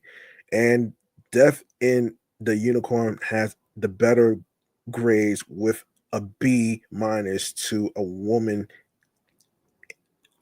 in the yard C minus. So let me see.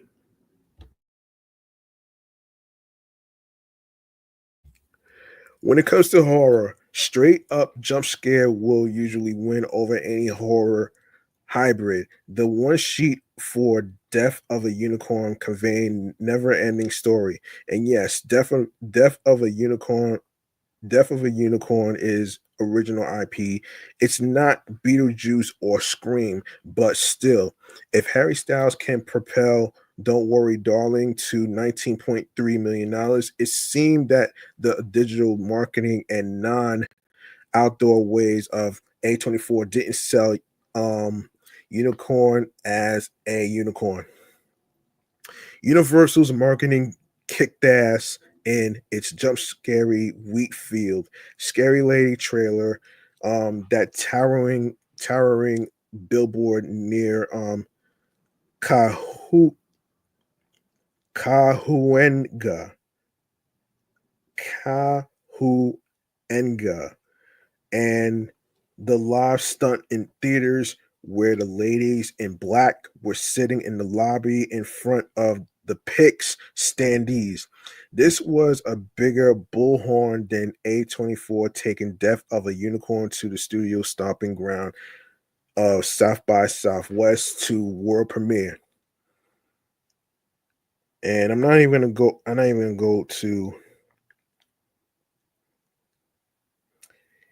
Yeah. So Working Man's number one. Snow White's number two. The Chosen, Last Supper, Part One. Woman in the Yard, Death of the Unicorn, number five, four, and five. Princess Mononoke, Captain America, Brave New World, number seven. Black Bag, Mickey 17. Novocaine rounds out the top 10. All that great stuff right there. So there you go.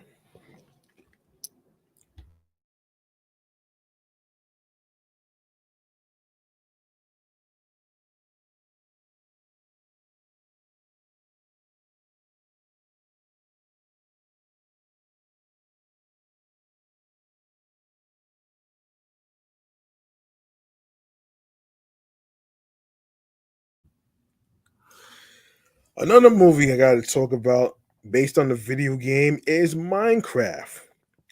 According to Deadline, this past weekend, following a first quarter when the industry fretted that moviegoers forgot about going to the movies, Warner Brothers and Legendary revived the global and domestic box office with the Jared Hess directed a Minecraft movie, which saw a $163 million US Canada opening, $150.7 million abroad, and 313.7 million worldwide.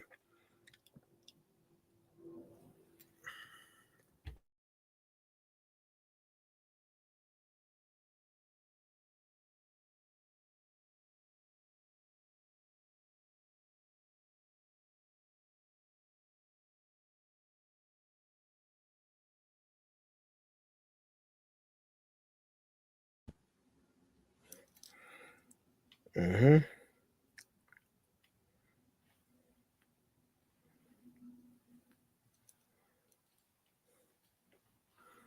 Hold on one second. Yeah, I did hear that it made over $300. That's pretty impressive. That's pretty impressive, man. And I'm pretty sure it's gonna make more money than Finance of Freddy's. I'm pretty sure it will.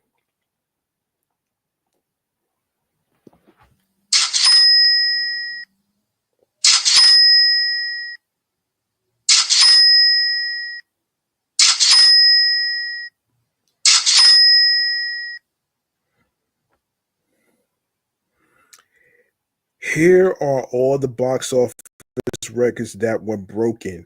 Let's take a look. Let's take a look here. So, domestic box office. Here we go. So, let me just get rid of that. Biggest opening YTD. Okay, so ahead of Captain America, Brave New World, um, $88.8 million. Record opening for a movie based on a video game, outstripping Super Mario Brothers 3-day QMA of $146.3 million in 2023.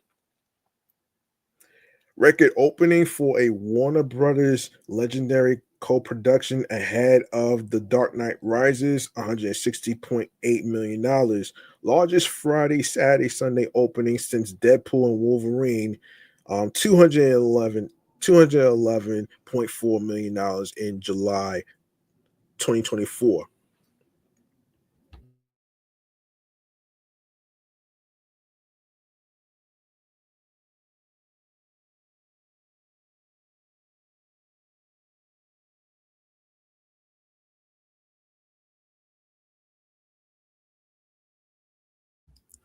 Jack, hold on, Jack Black's biggest domestic opening, besting Super Mario Brothers movie.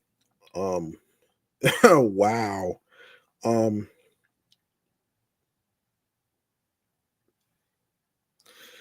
um, Jason Momoa's biggest domestic opening as a lead. He made a cameo in, but was not the lead of 2016's Batman versus Superman: Dawn of Justice, $166 million. Warner Brothers largest 3-day QMA in April, beating Clash of the Titans opening of $61.2 million. Warner Brothers biggest Saturday of all time at $60 million. Previously, Batman versus Superman, $50.6 million. Warner Brothers biggest Sunday of all time at $46.3 million. Previously, Barbie, $43.7 million. The only film in the box office history to open to over $50 million and see no drop Saturday. Instead it rose by 4%. Beetlejuice dropped no percentage from Friday to Saturday, but only opened to $41 million. Overall biggest industry weekend of 2025 with with 205 million dollars. Previously, President's Day weekend 3-day was 155.4 million dollars, and 4-day $181.2 million, and largest since Thanksgiving weekend 2024, $277 million. Largest PG April in largest PG opening in April. Previous Super Mario Brothers movie, $146.4 million. Director Jared Hess, biggest opening previously, Nacho Libre, $28.3 million. Danielle Brooks, biggest opening previously, Angry Birds movie, $38.1 million. By the way, they are making an Angry Birds movie 3, by the way, which is in the works. Jennifer Coolidge's biggest opening previously, American Pie 2, $45.1 million. Okay. Warner Brothers' third largest opening of all time after Harry Potter and the Deathly Hallows Part 2, $169 million, and Batman vs. Superman, $166 million.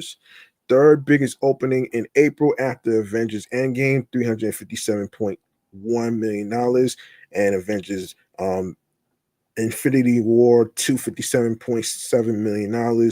Fourth biggest opening ever for PG movie after The Lion King, $191.7 million. Incredibles 2, $182.6 million, and Beauty and the Beast, $174.7 million. Second highest opening for a legendary co-production behind 2015's Jurassic World, $209 million.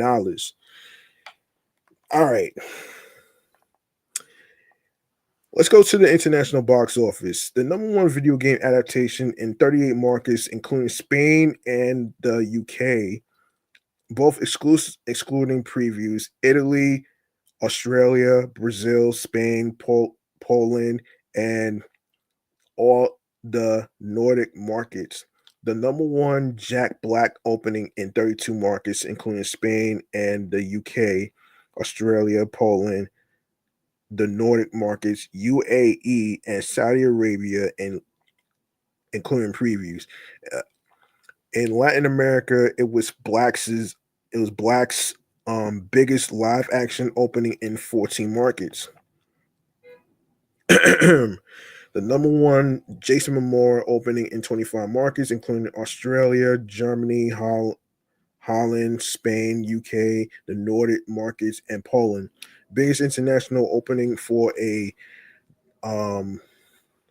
WB title since Barbie, $194.3 million. For Latin America, the biggest opening weekend of 2025 and Jack Black's biggest live action opening weekend. It is also the second biggest opening for a video game adaptation behind Super Mario Brothers.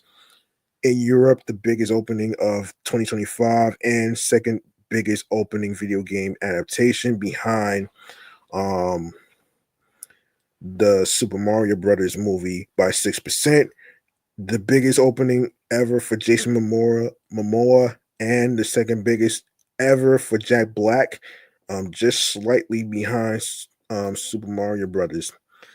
Biggest industry opening of all time in Poland, beating the huge local film Clur. Biggest Warner Brothers opening of all time in Bulgaria, Croatia, Czechia, Finland, Hungary, Iceland, um, Latvia, um, Li- Lithuania, Lithu, Lithu, Lithuania, Lithuania. Okay, Moldova, Norway, Poland, Romania, Serbia, Slovakia, Slovenia, and Ukraine. Other notable achievements: second biggest video game adaptation and Jack Black opening ever, both behind the Super Mario Brothers movie. Worldwide box office record opening for a Warner Brothers legendary co-production. Largest Friday global opening since Deadpool and Wolverine in July 2024 with $444 million. And second biggest opening for a legendary co-production behind Jurassic World. $525.5 million. Warner Brothers' seventh biggest global opening. Now, I do like their market. I do like the marketing um by McDonald's. When they were promoting the movie by McDonald's, actually, it's kind of like the same with Sonic the Hedgehog. The crazy thing, the crazy thing is, a lot of people know about Minecraft more than Five Nights at Freddy's. To be honest with you, I hate to say it, man. It's the most popular game ever, man. Oh man, yeah, man. Shouts to McDonald's for promoting Minecraft, man. The biggest movie that became number one in the box office. Actually, that's interesting, man. That's very interesting, man. You know what I mean? Let's see. What else can we talk about here? Oh man. So let me see. Wall Street Bank's plan sale. Oh, let's talk about that. Let's talk about that. Hang on one second.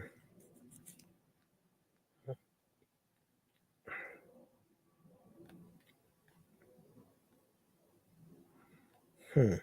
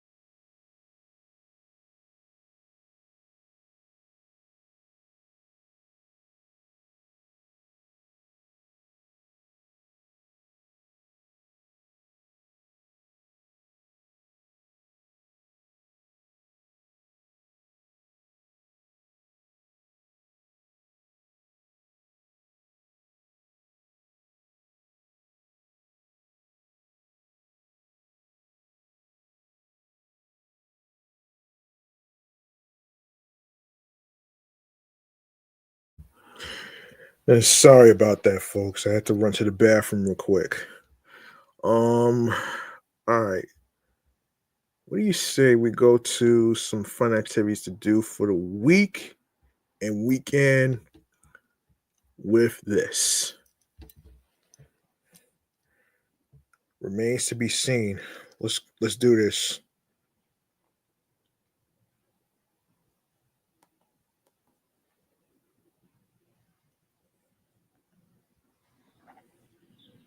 Remains to be seen, kid.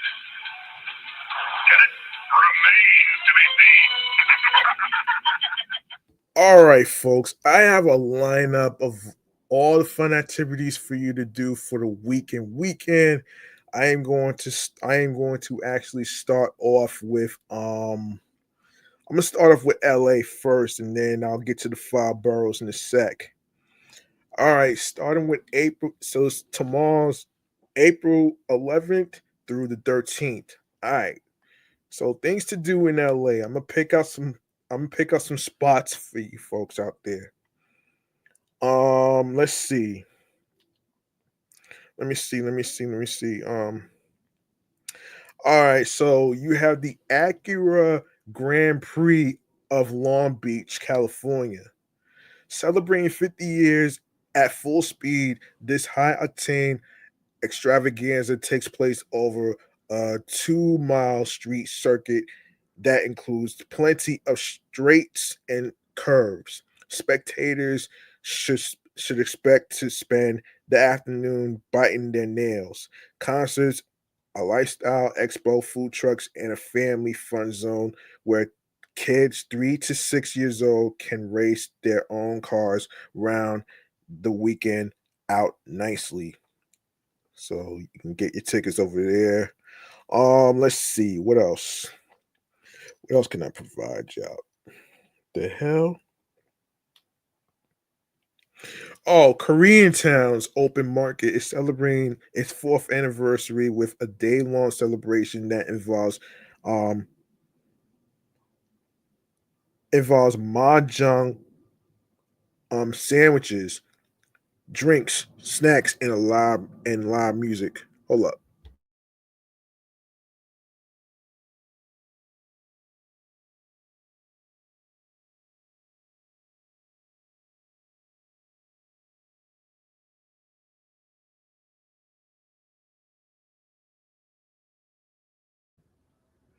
All right, starting from noon to 4 p.m., the Wilshire Boulevard Sandwich Shop and Cafe will host East Never Loses, a local mahjong event series with mahjong lessons. RS RSVP is recommended. A raffle and a complimentary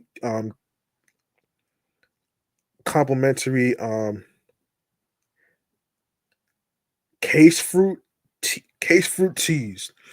It is from six to 10 p.m. The space will host local DJs, RPM, Social Jeff, and BPM enthusiasts alongside Formosa imports, drinks, and free light bites courtesy of Chingu Snacks.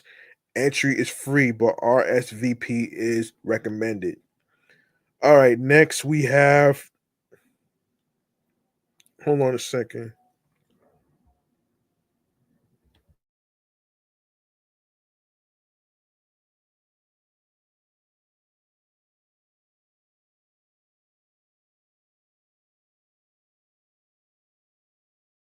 All right, we have the front yard spring block party, which takes place in what is it? What is Studio City, April 13th of this weekend. So the Garland Hotel's hidden in plain sight front yard restaurant is already one of the Valley's best spots for weekend brunch. This weekend, though, it's kicking things up a notch with an afternoon block party where you can enjoy music, live music, a pop up shopping soiree, featuring a curated selection of vendors' bites of the front yard's California cuisine and beer and wine tastings. Proceeds benefit nonprofit sanctuary Best Friends Animal Society. All right, so those are the places you can get your ticket. Don't forget to get your tickets and stuff. Um, all right, live inside this state fair. Okay. It, wow.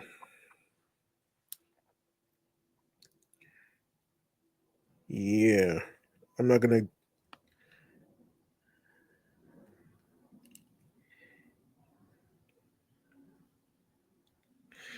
Yeah, it's been 6 years since Bon Iver's latest album sold for his new effort, Sable Fable, out April 11th. He's going all out with early listening parties in outdoor settings around the globe, plus only in LA, a day long album release party. The live inside state The live inside the state fair will also feature a basketball tournament where Justin Vernon and friends will compete as the Sables and Fables, a pop-up shop and photo shoots for um Vernon's fashion brand, food and drink vendors, and a raffle benefiting Bon Iver's gender equity and anti-domestic violence campaign. To a billion. Going Underground Records will be on hand selling copies of the new album along with a limited edition companion zine.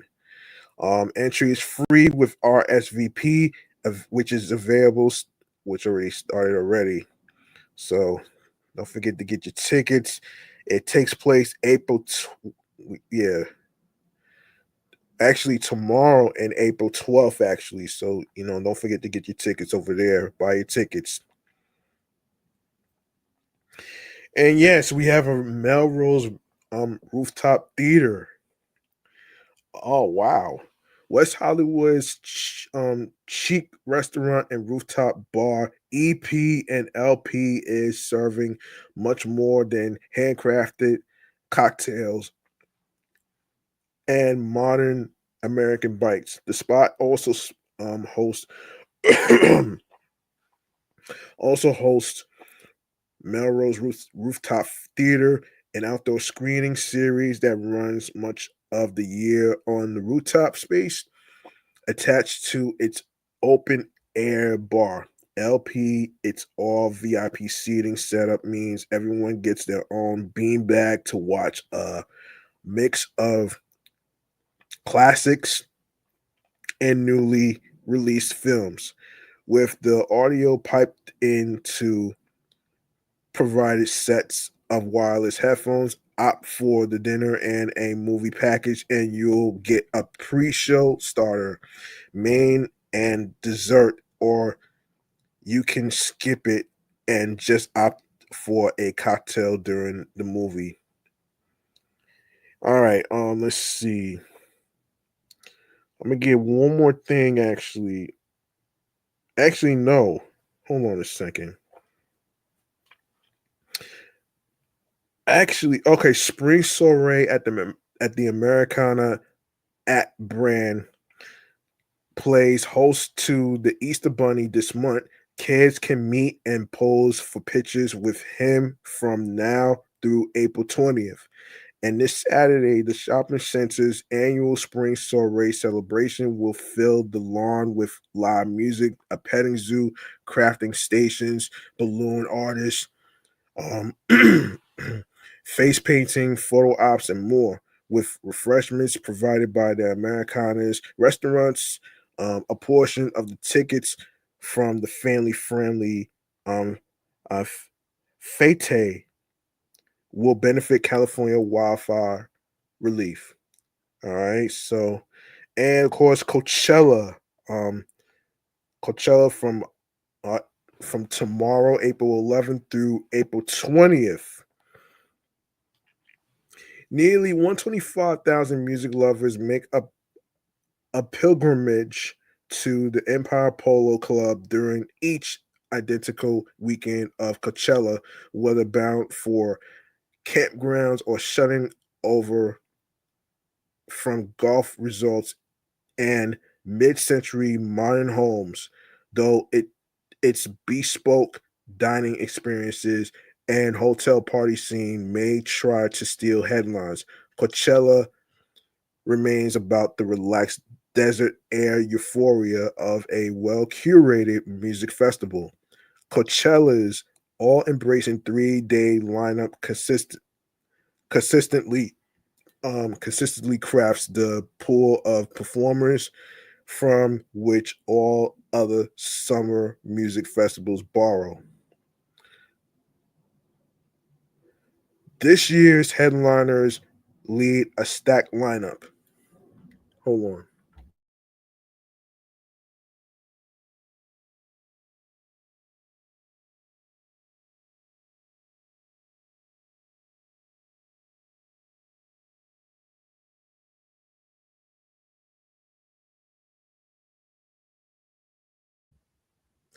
All right.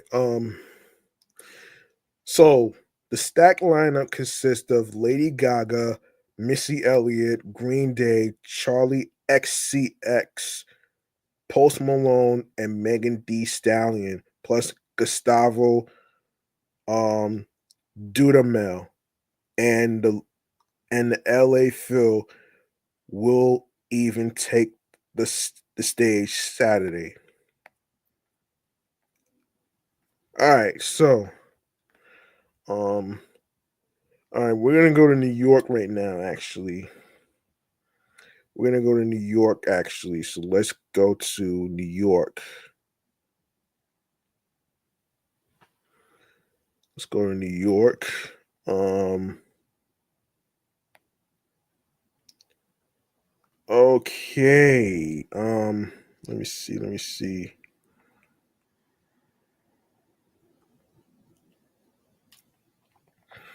All right, starting with Kef June's immersive art installation.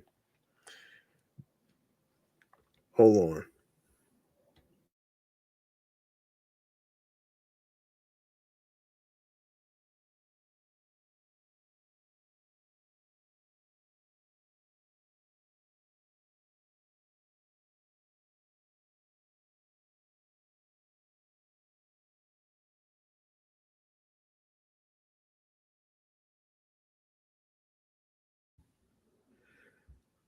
All right. This new immersive art exhibit is like a bounce house on steroids, and you can visit, climb on it, and snap some incredible photos for free.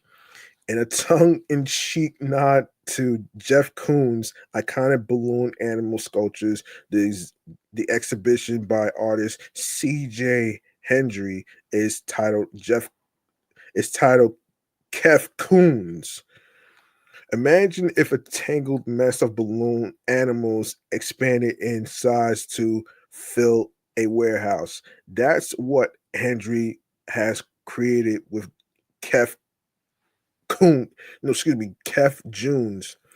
It's a wild sight to see and experience, and you can see it for yourself from April 11th, which is tomorrow, starting tomorrow, through April 20th at 50 Gold Street in Brooklyn's Vinegar Hill neighborhood from 10:05 a.m. to 5 p.m. daily. Just be prepared to wait in line.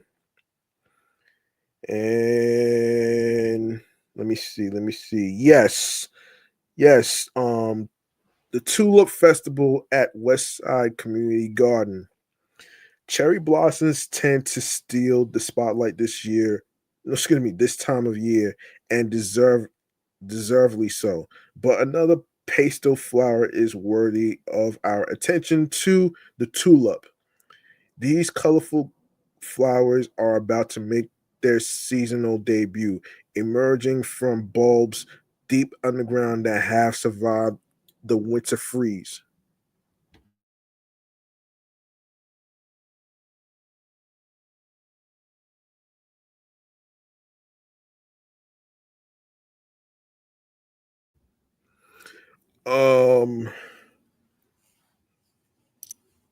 Let me see. One of the best spots to see these botanical marvels is at the West Side Community Garden, a hidden oasis of springtime splendor that is home to more than 10,000 tulips. The volunteer run garden will host its 47th annual tulip festival from April 12th to April 27th. Best of all, the massive festival is free and open to all.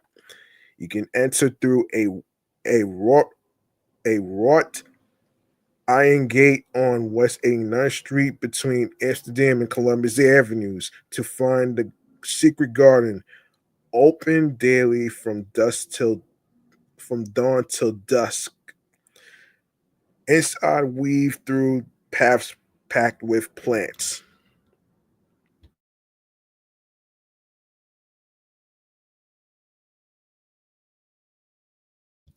How much exactly will volunteers plant? About 13,000 tulips of 13,000 tulip bulbs every year.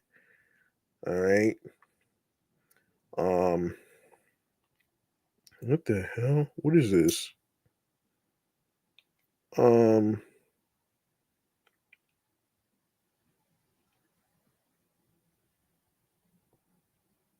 all right. Let me see. Indie Plaza. Let me see. Indie Plaza. Rough Trades Crown Jewel is their indie music festival, Indie Plaza, which is coming back for its fourth installment on Saturday, April 12th. The free festival includes a pretty stunning lineup this year and will be headlined by Swedish rock group The Hives, with other live performances by the hard rock punk band Skull, experimental hip hop group Clipping, reggae artist Patchy Man, and many others. This year's Indie Plaza will take place at the Rockefeller Plaza from 12 p.m. to 9 p.m. and will also include merch and arts and crafts booths, as well as food and drinks vendors, including Cool Sips, City Winery, um, Puya, Puya Tacos de Puebla, and others. The festival will be a celebration of World Record Store Day, a super niche holiday that celebrates the culture of independently owned record stores, which have long been a pillar to the music ecosystem. Hmm. All right, Dragon Fest. Chinese food lovers, start prepping your stomach linings now. Dragon Fest, New York's largest Chinese food and cultural festival, is coming back this year for multiple days of limitless food and entertainment across Manhattan and Queens. Every year, Dragon Fest brings Chinese vendors, chefs, artists, and culture to one place. Last year, the festival drew over 500,000 New Yorkers. In addition to 6 designated Dragon Fest days, the festival added four Panda Days, which which will bring adorable panda themed food, art, and photo ops. So here are the dates. Here are the 2025 dates, starting with April 13th, Astor Place, which is Panda Day. um April 20th, 6th Avenue, 30th and 31st Street. May 10th, 6th Avenue, 30th and 31st Street.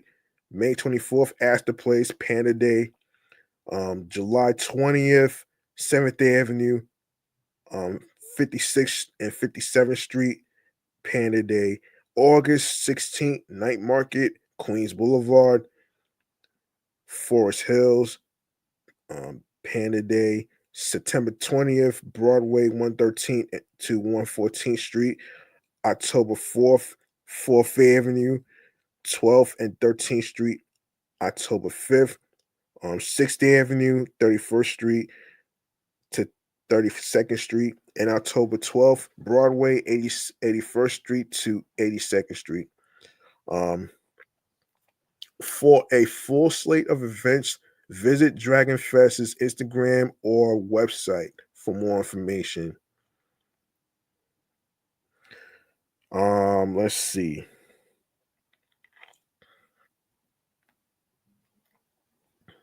Let me see something here.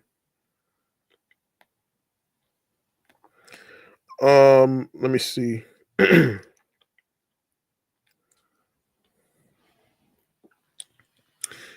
Midtown's gar Midtown's Garment District has been home to creativity and invention for decades, and now it's home to a massive metal sculpture that seems to be growing out of the cement. The titled New York Roots, the installation by Steve Toblin, Steve Tob, Steve Tobin is the garments the Garment District Alliance's latest public exhibit on the Broadway plazas between 39th and 40th Streets and 40th and 41st Streets. 7 sculptures invite you to weave in and out of their roots and reflect on relationships, families, and communities coming together for a shared purpose, just as roots intertwine to strengthen a tree per the alliance. You can see it through February 2026, which is next year. Um all right. There is some other stuff that I want to address too, actually, before I forget. Before I forget.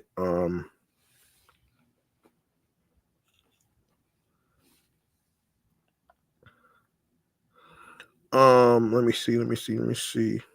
So, something else that oh wait.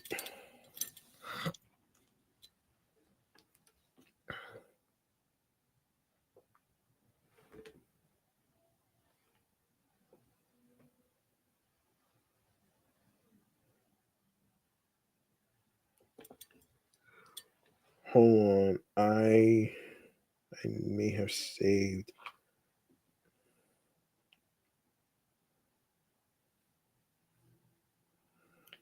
Nah, I saved something actually. I'm gonna take a look at this right now, actually. Um there's also another event that I saved actually. I'm gonna look for it right now, actually. Let me just pull it up.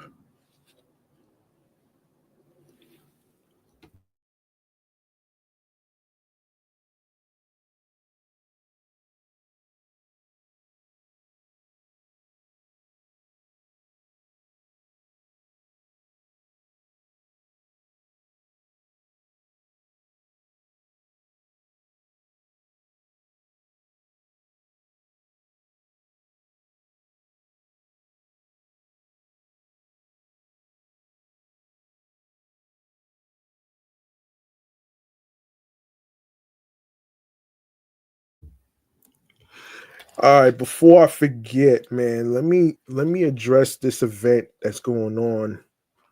Um, this is an event called Beats Brunch, which is by Classic Material New York and Bistro. It is going to be hosted by Toast. Hold on, Tuffy. And it's going to be some music provided by DJ Mac. Surprise guests, and of course, Uncle Ralph McDaniel's own from Video Music Box is going to be there, spinning music videos, of course. And this takes place on Sunday, April 27th. All right. So you're probably wondering how to get there, right? Let me see. Um all right, let me just read the caption here. Hold on a sec. Yes, you can book your tape. If you want to go, you have to book your table in advance. Actually, you have to book your table in advance on the bistro. Let me see. Let me make sure that actually, if you're gonna do it, you have to go to open table www.opentable.com slash r bistro reservations and stuff, so you don't get left out. All right, so there you go, right there. In case you don't know, you can follow classicmaterialny.com. They have order information on there. You can follow them. You can follow them on there. You can follow them on there actually, so I can actually get an idea. Yeah, you can follow them over there actually. Um, so yeah. Let me see if there's anything else. Is there anything else I need to in the meantime? Yeah, I want to actually address some other places as well, actually. Before I forget, um, before I forget, nah, There's some events that's going down April 19th. I want to actually address that as well, if I can find it. April 19th. April 19th. You know what? What's going on April 19th? Okay, I did. It's like, what the hell? Because I saved it. Anyway,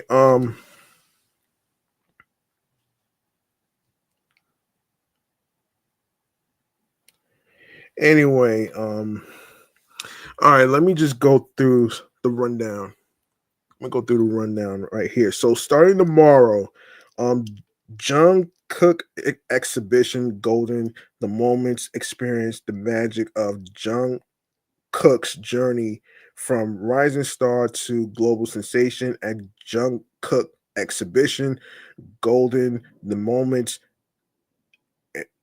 Immerse yourself in the story behind his debut solo album, Golden, capturing key moments that shaped his musical world.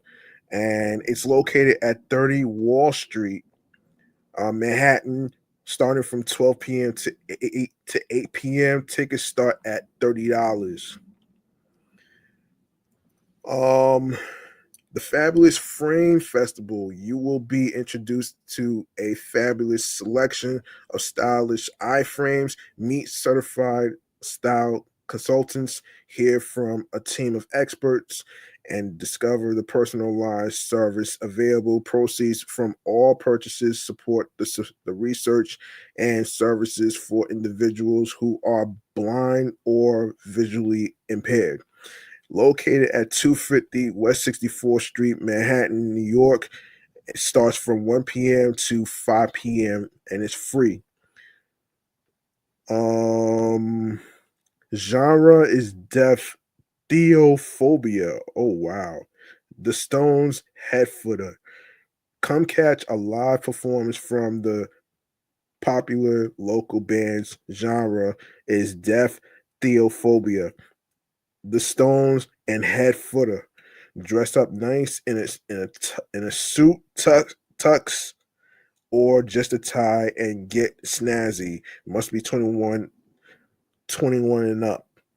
Union Pool, located at 484 Union Avenue, Brooklyn, 7 p.m. and it's $18.54.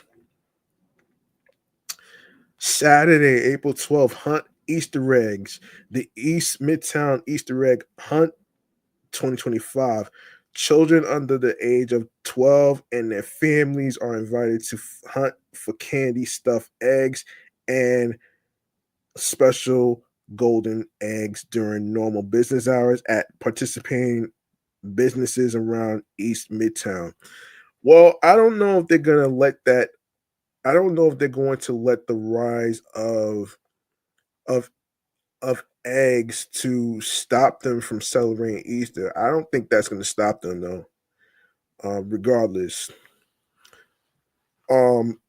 each location will also hide one golden egg, which will be redeemable for a special prize for the hunter and their families all over East Midtown. 9 a.m. It starts 9 a.m. to 5 p.m. and it's free. Um. Oh man.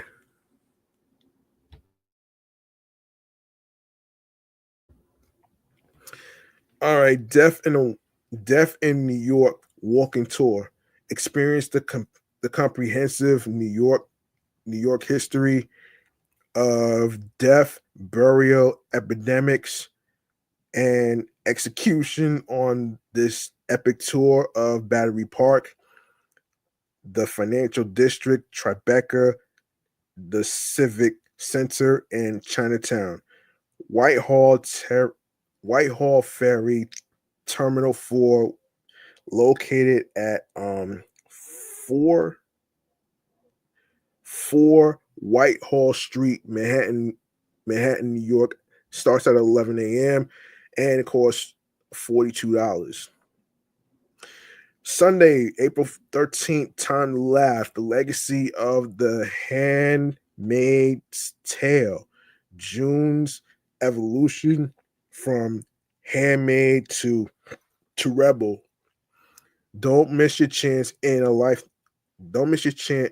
Don't miss your once in a lifetime opportunity to immerse yourself in the world of the Handmaid's Tale and honor the legacy of this groundbreaking show. Explore June's journey through the dystopian universe of uh, G Lead, where every artifact tells her story of resistance, rebellion, and survival.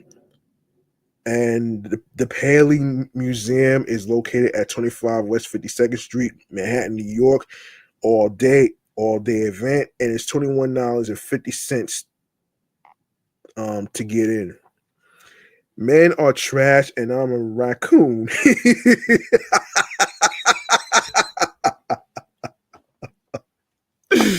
Oh shit! Oh shit! That's funny. That's a funny name for a damn event. Anyway, Men Are Trash and I'm a Raccoon is a semi autobiographical solo show written and performed by Felipe Luz and directed by um David H. Parker. After yet another heartbreak, a gay man dives headfirst into Grinder. You may find it more relatable than you would like to admit. The Rat is located at 68 J Street, Suite 117, located in Brooklyn, and it starts at 7:30 p.m. And to get in is $20. $20. um of course, you can find more amazing things to do in New York, or list your own event at events at amny.com for dozens more events around our area. Check our sister sites, qns.com, brooklynpaper.com, bxtimes.com, and longislandpress.com. And for those of you who are not from New York, whether you are from California, Paris, Chicago, and any other areas whatsoever, you can check out the website that I just mentioned. Hang on a second. Yeah, you can check out this website right here, man. www.timeout.com, so you can look for some fun activities to do for the weekends. All right. And of course, amny.com right there. Boom. All right.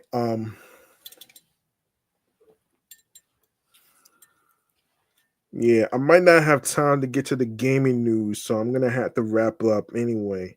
I want to actually get to some other places some other places that's happening on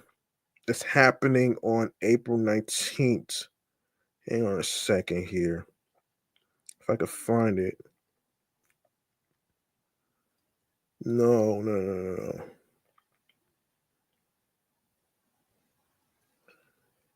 No, damn, I just saved that shit too.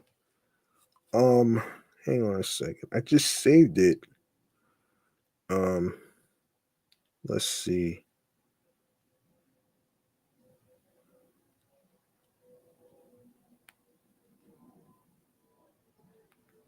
Events happening.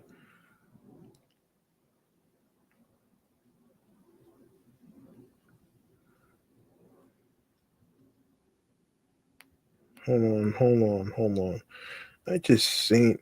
Okay, so let me see. Let me just let me make sure. All right, so there is. Let me see. All right, so on the 19th of Saturday, which is Earth Day, there is an Earth Day celebration, and there's also a street fair along with let me see. I'm gonna hold on. See, this is crazy.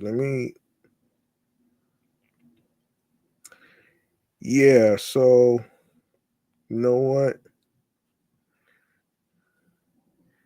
Yeah, I knew there was some events that's going down though, man. I knew what to do on April 19th. I knew there was something going down April 19th, but yeah, for some reason I can't seem to find oh boy.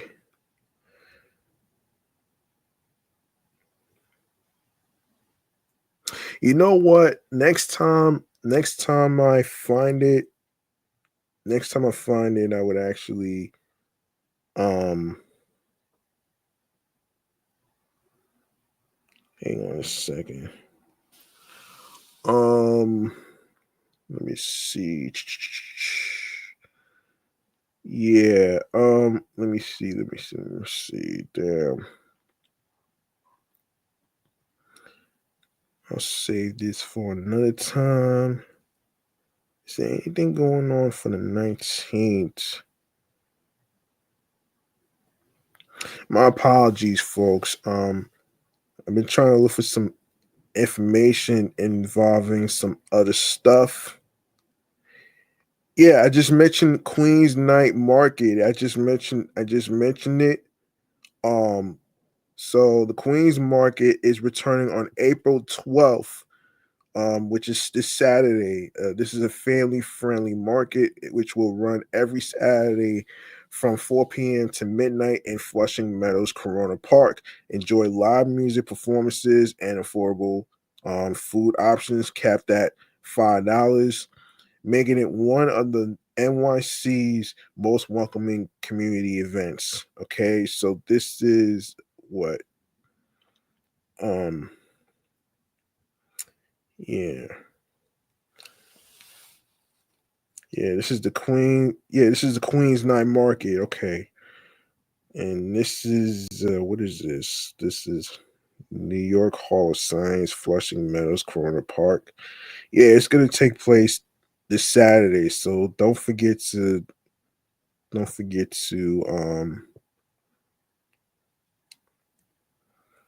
to grab your money. Don't forget your money. Um, yes, I do remember now. What is it? Supercross? I do remember now. I do remember now. Supercross, actually. All right, so for April 19th, hold on. For April, hold on a second. Yeah. Actually, for those that's living in Philadelphia, Pennsylvania, this one's for you. You can get your tickets by supercrosslive.com. And also, it's going to be airing on NBC in case you can't make it. And of course, there it is right here. That's what I was looking for. So,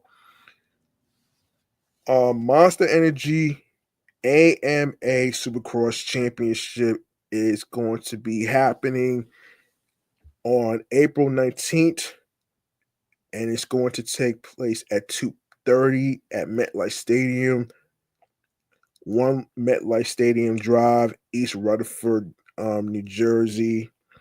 And you can buy your tickets. You can buy your tickets on their website. So there you go, right there. You can buy your tickets right there. Um,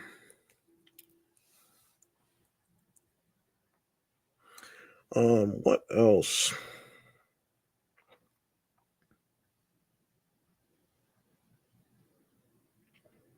Birthday festival. Yeah.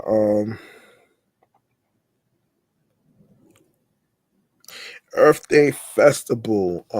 Yes. If I didn't mention it, it's Thursday, April 17th. It is from 12 p.m. to 6 p.m. Um, New York City's Union Square, East 17th Street and Park Avenue, South, and it's free and open to the public. Earth Day 2025 is here. We're coming together to go green and call for climate action. Join the climate conversation. We'll hold our annual in-person festival featuring exhibits by dozens of environmental nonprofit climate campaigns, green living experts, and sustainable businesses, and all that great stuff right there. So there's some kids' activities. You can RSVP for free on the form above to get updates as we get closer to the event. So this is from the website earthdayinitiative.org. All right. So don't forget to check it out. And if I find another event that's also taking place on April 19th, I will come back next time to I'll come back next time to actually let y'all know what's going on with that one right there in the next episode, next time I see it. Because right now it's taking so long for my text messages to actually to fill in. So anyway. Anyway, man, I'm not gonna have time to get to the video gaming news. I'm gonna save that for another day. So I do apologize for the hold up. So there you go, folks. I'm gonna wrap it up right here.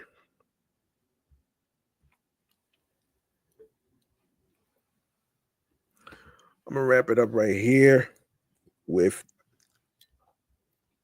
I'm gonna wrap it up right here. If I didn't touch on any particular topics whatsoever, I'll try my best to cover um in the next episode. All right. So let's wrap up right here in Stream Choices on the Go, man. Um, all right. And whatever event that I find that's also happening on April 19th, I will bring it here to this podcast. All right. So there you go. Let me. All right. Here it is. Stream Choices on the Go.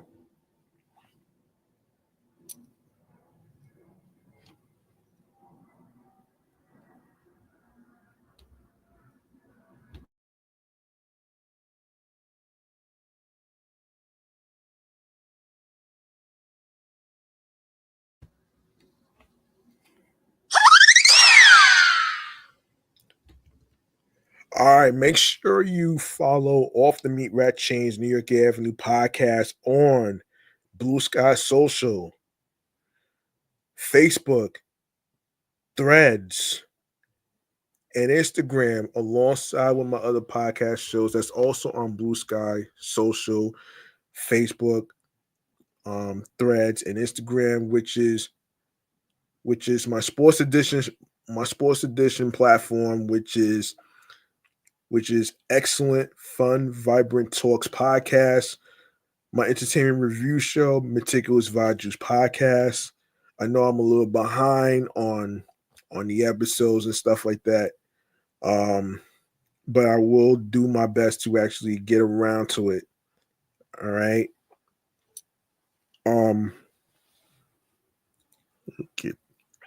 Get this shit out of here. Yeah.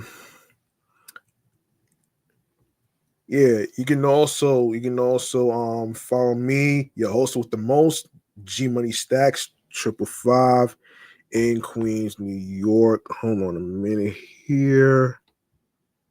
All right. We're gonna get to some listings of audio streaming platforms where you can actually listen to the podcast episodes so you don't miss a beat.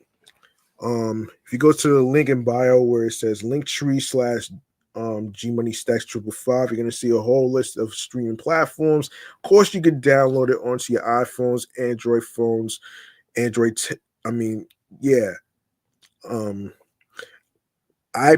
Android tablets, laptops included. Laptops includes Apple, Mac, and of course Dell laptop models. All right. Starting with Odyssey, Audible, Audioburst, Amazon Music, Breaker, Bullhorn FM, Castbox FM. These are Listen Notes, Moon FM podcast, Overhaul FM podcast, Player FM, Pocket Cast, Podbay, Podfriend, Podhound, Podopolo, Podorama, Podcast Index, Podcast Addict, Podchaser, Podverse, Podcast Guru, Podvine, Snip, Spotify. You can also comment on. You can also add the playlist to your Spotify playlist of the podcast. You can also comment in Spotify for creators. Tell me how you feel about the topics in this episode and any previous episodes whatsoever. You can also listen in on TuneIn Radio, Fountain, Radio Public, iHeartRadio, the number one app where you can listen to your favorite music artists, such as singers and R&Bs, rock and roll, metal, whether you have what is hip hop artists, rappers, radio stations, and of course you can listen to episodes and podcast episodes from shows for free. You don't need a credit card or debit card to download iHeartRadio. All you need to do is go ahead and follow the podcast on iHeartRadio and other stream platforms that I just mentioned. And of course, make sure you grab that subscribe button for me on the YouTube channel page of G Money Stacks 555 for more live video podcast episode live stream recordings. Leave a like and a comment along with the episodes. And also be sure to tell your friends about the podcast and have them subscribe to the channel. All right. And of course, be sure to add the podcast to your playlist, your Spotify playlist, and also before I forget, make sure you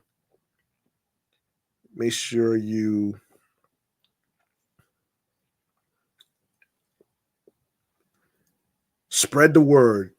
Very important. Spread the word to everybody. Very important.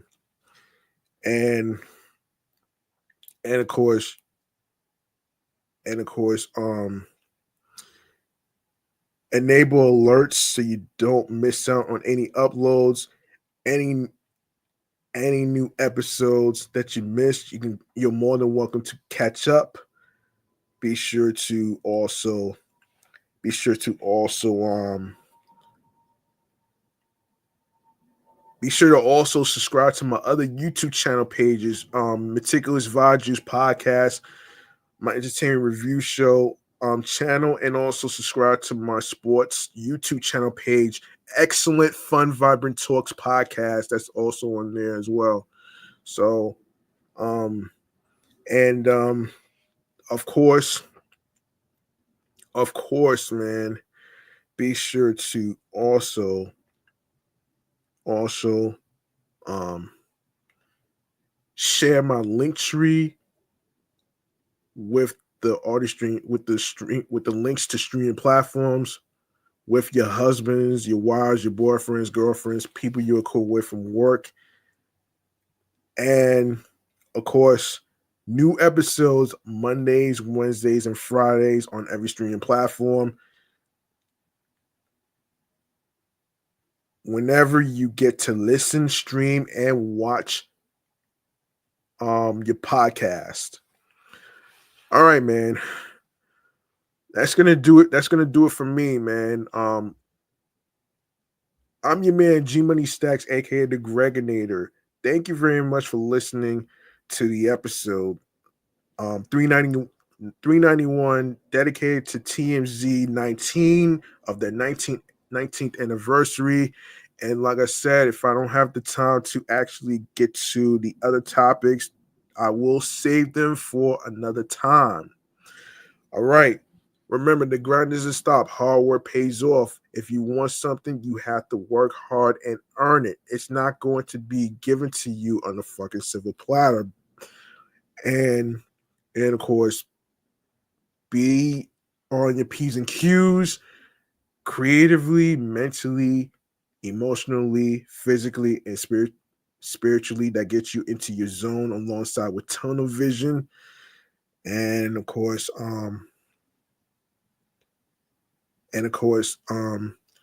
you know, follow your goals and dreams. Very important. Don't let anybody stop you from doing that. All right. There's no manual when it comes to following your goals and dreams, your heart and your instincts. There is,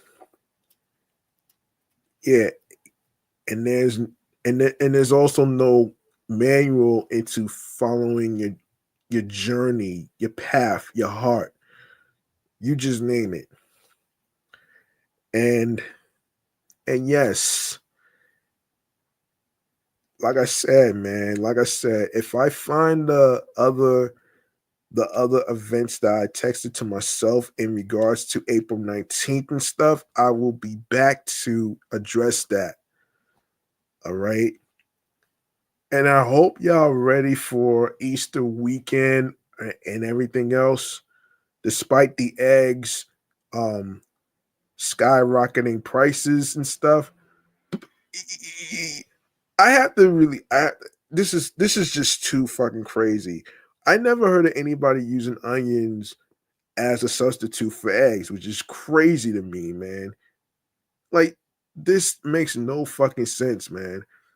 And I guess I don't know how that's supposed to fucking work though. But anyway, man. Anyway, I'm gonna see y'all next time, man, on the flip side, man. And please be safe out there if you're doing your Easter egg hunts with your kids and along with other events that I just mentioned. Whatever events I didn't get a chance to mention, I will save that for next time. All right. I got y'all on the flip side. Stay liquid. Hope y'all enjoy the rest of your week and your weekend and everything else in between. Anything that comes up as far as events, I got y'all in the next podcast episode. All right. I appreciate 103 subscribers who subscribe to the channel, man. I want y'all to do me a favor though. We are episodes away from the 400 episode. I want y'all to tell your friends. Spread the word about this podcast right here, man. You could have listened to any podcast in the world, but you chose to listen to this comedy show off the Meat Rat Chainz New York Avenue podcast. And I do appreciate every single one of y'all, including the 103 subscribers that subscribe to the YouTube channel. I appreciate every single one of you out there and showing me love that I can make it, and I am going to make it past 400 episodes and stuff. So there you go right there, man.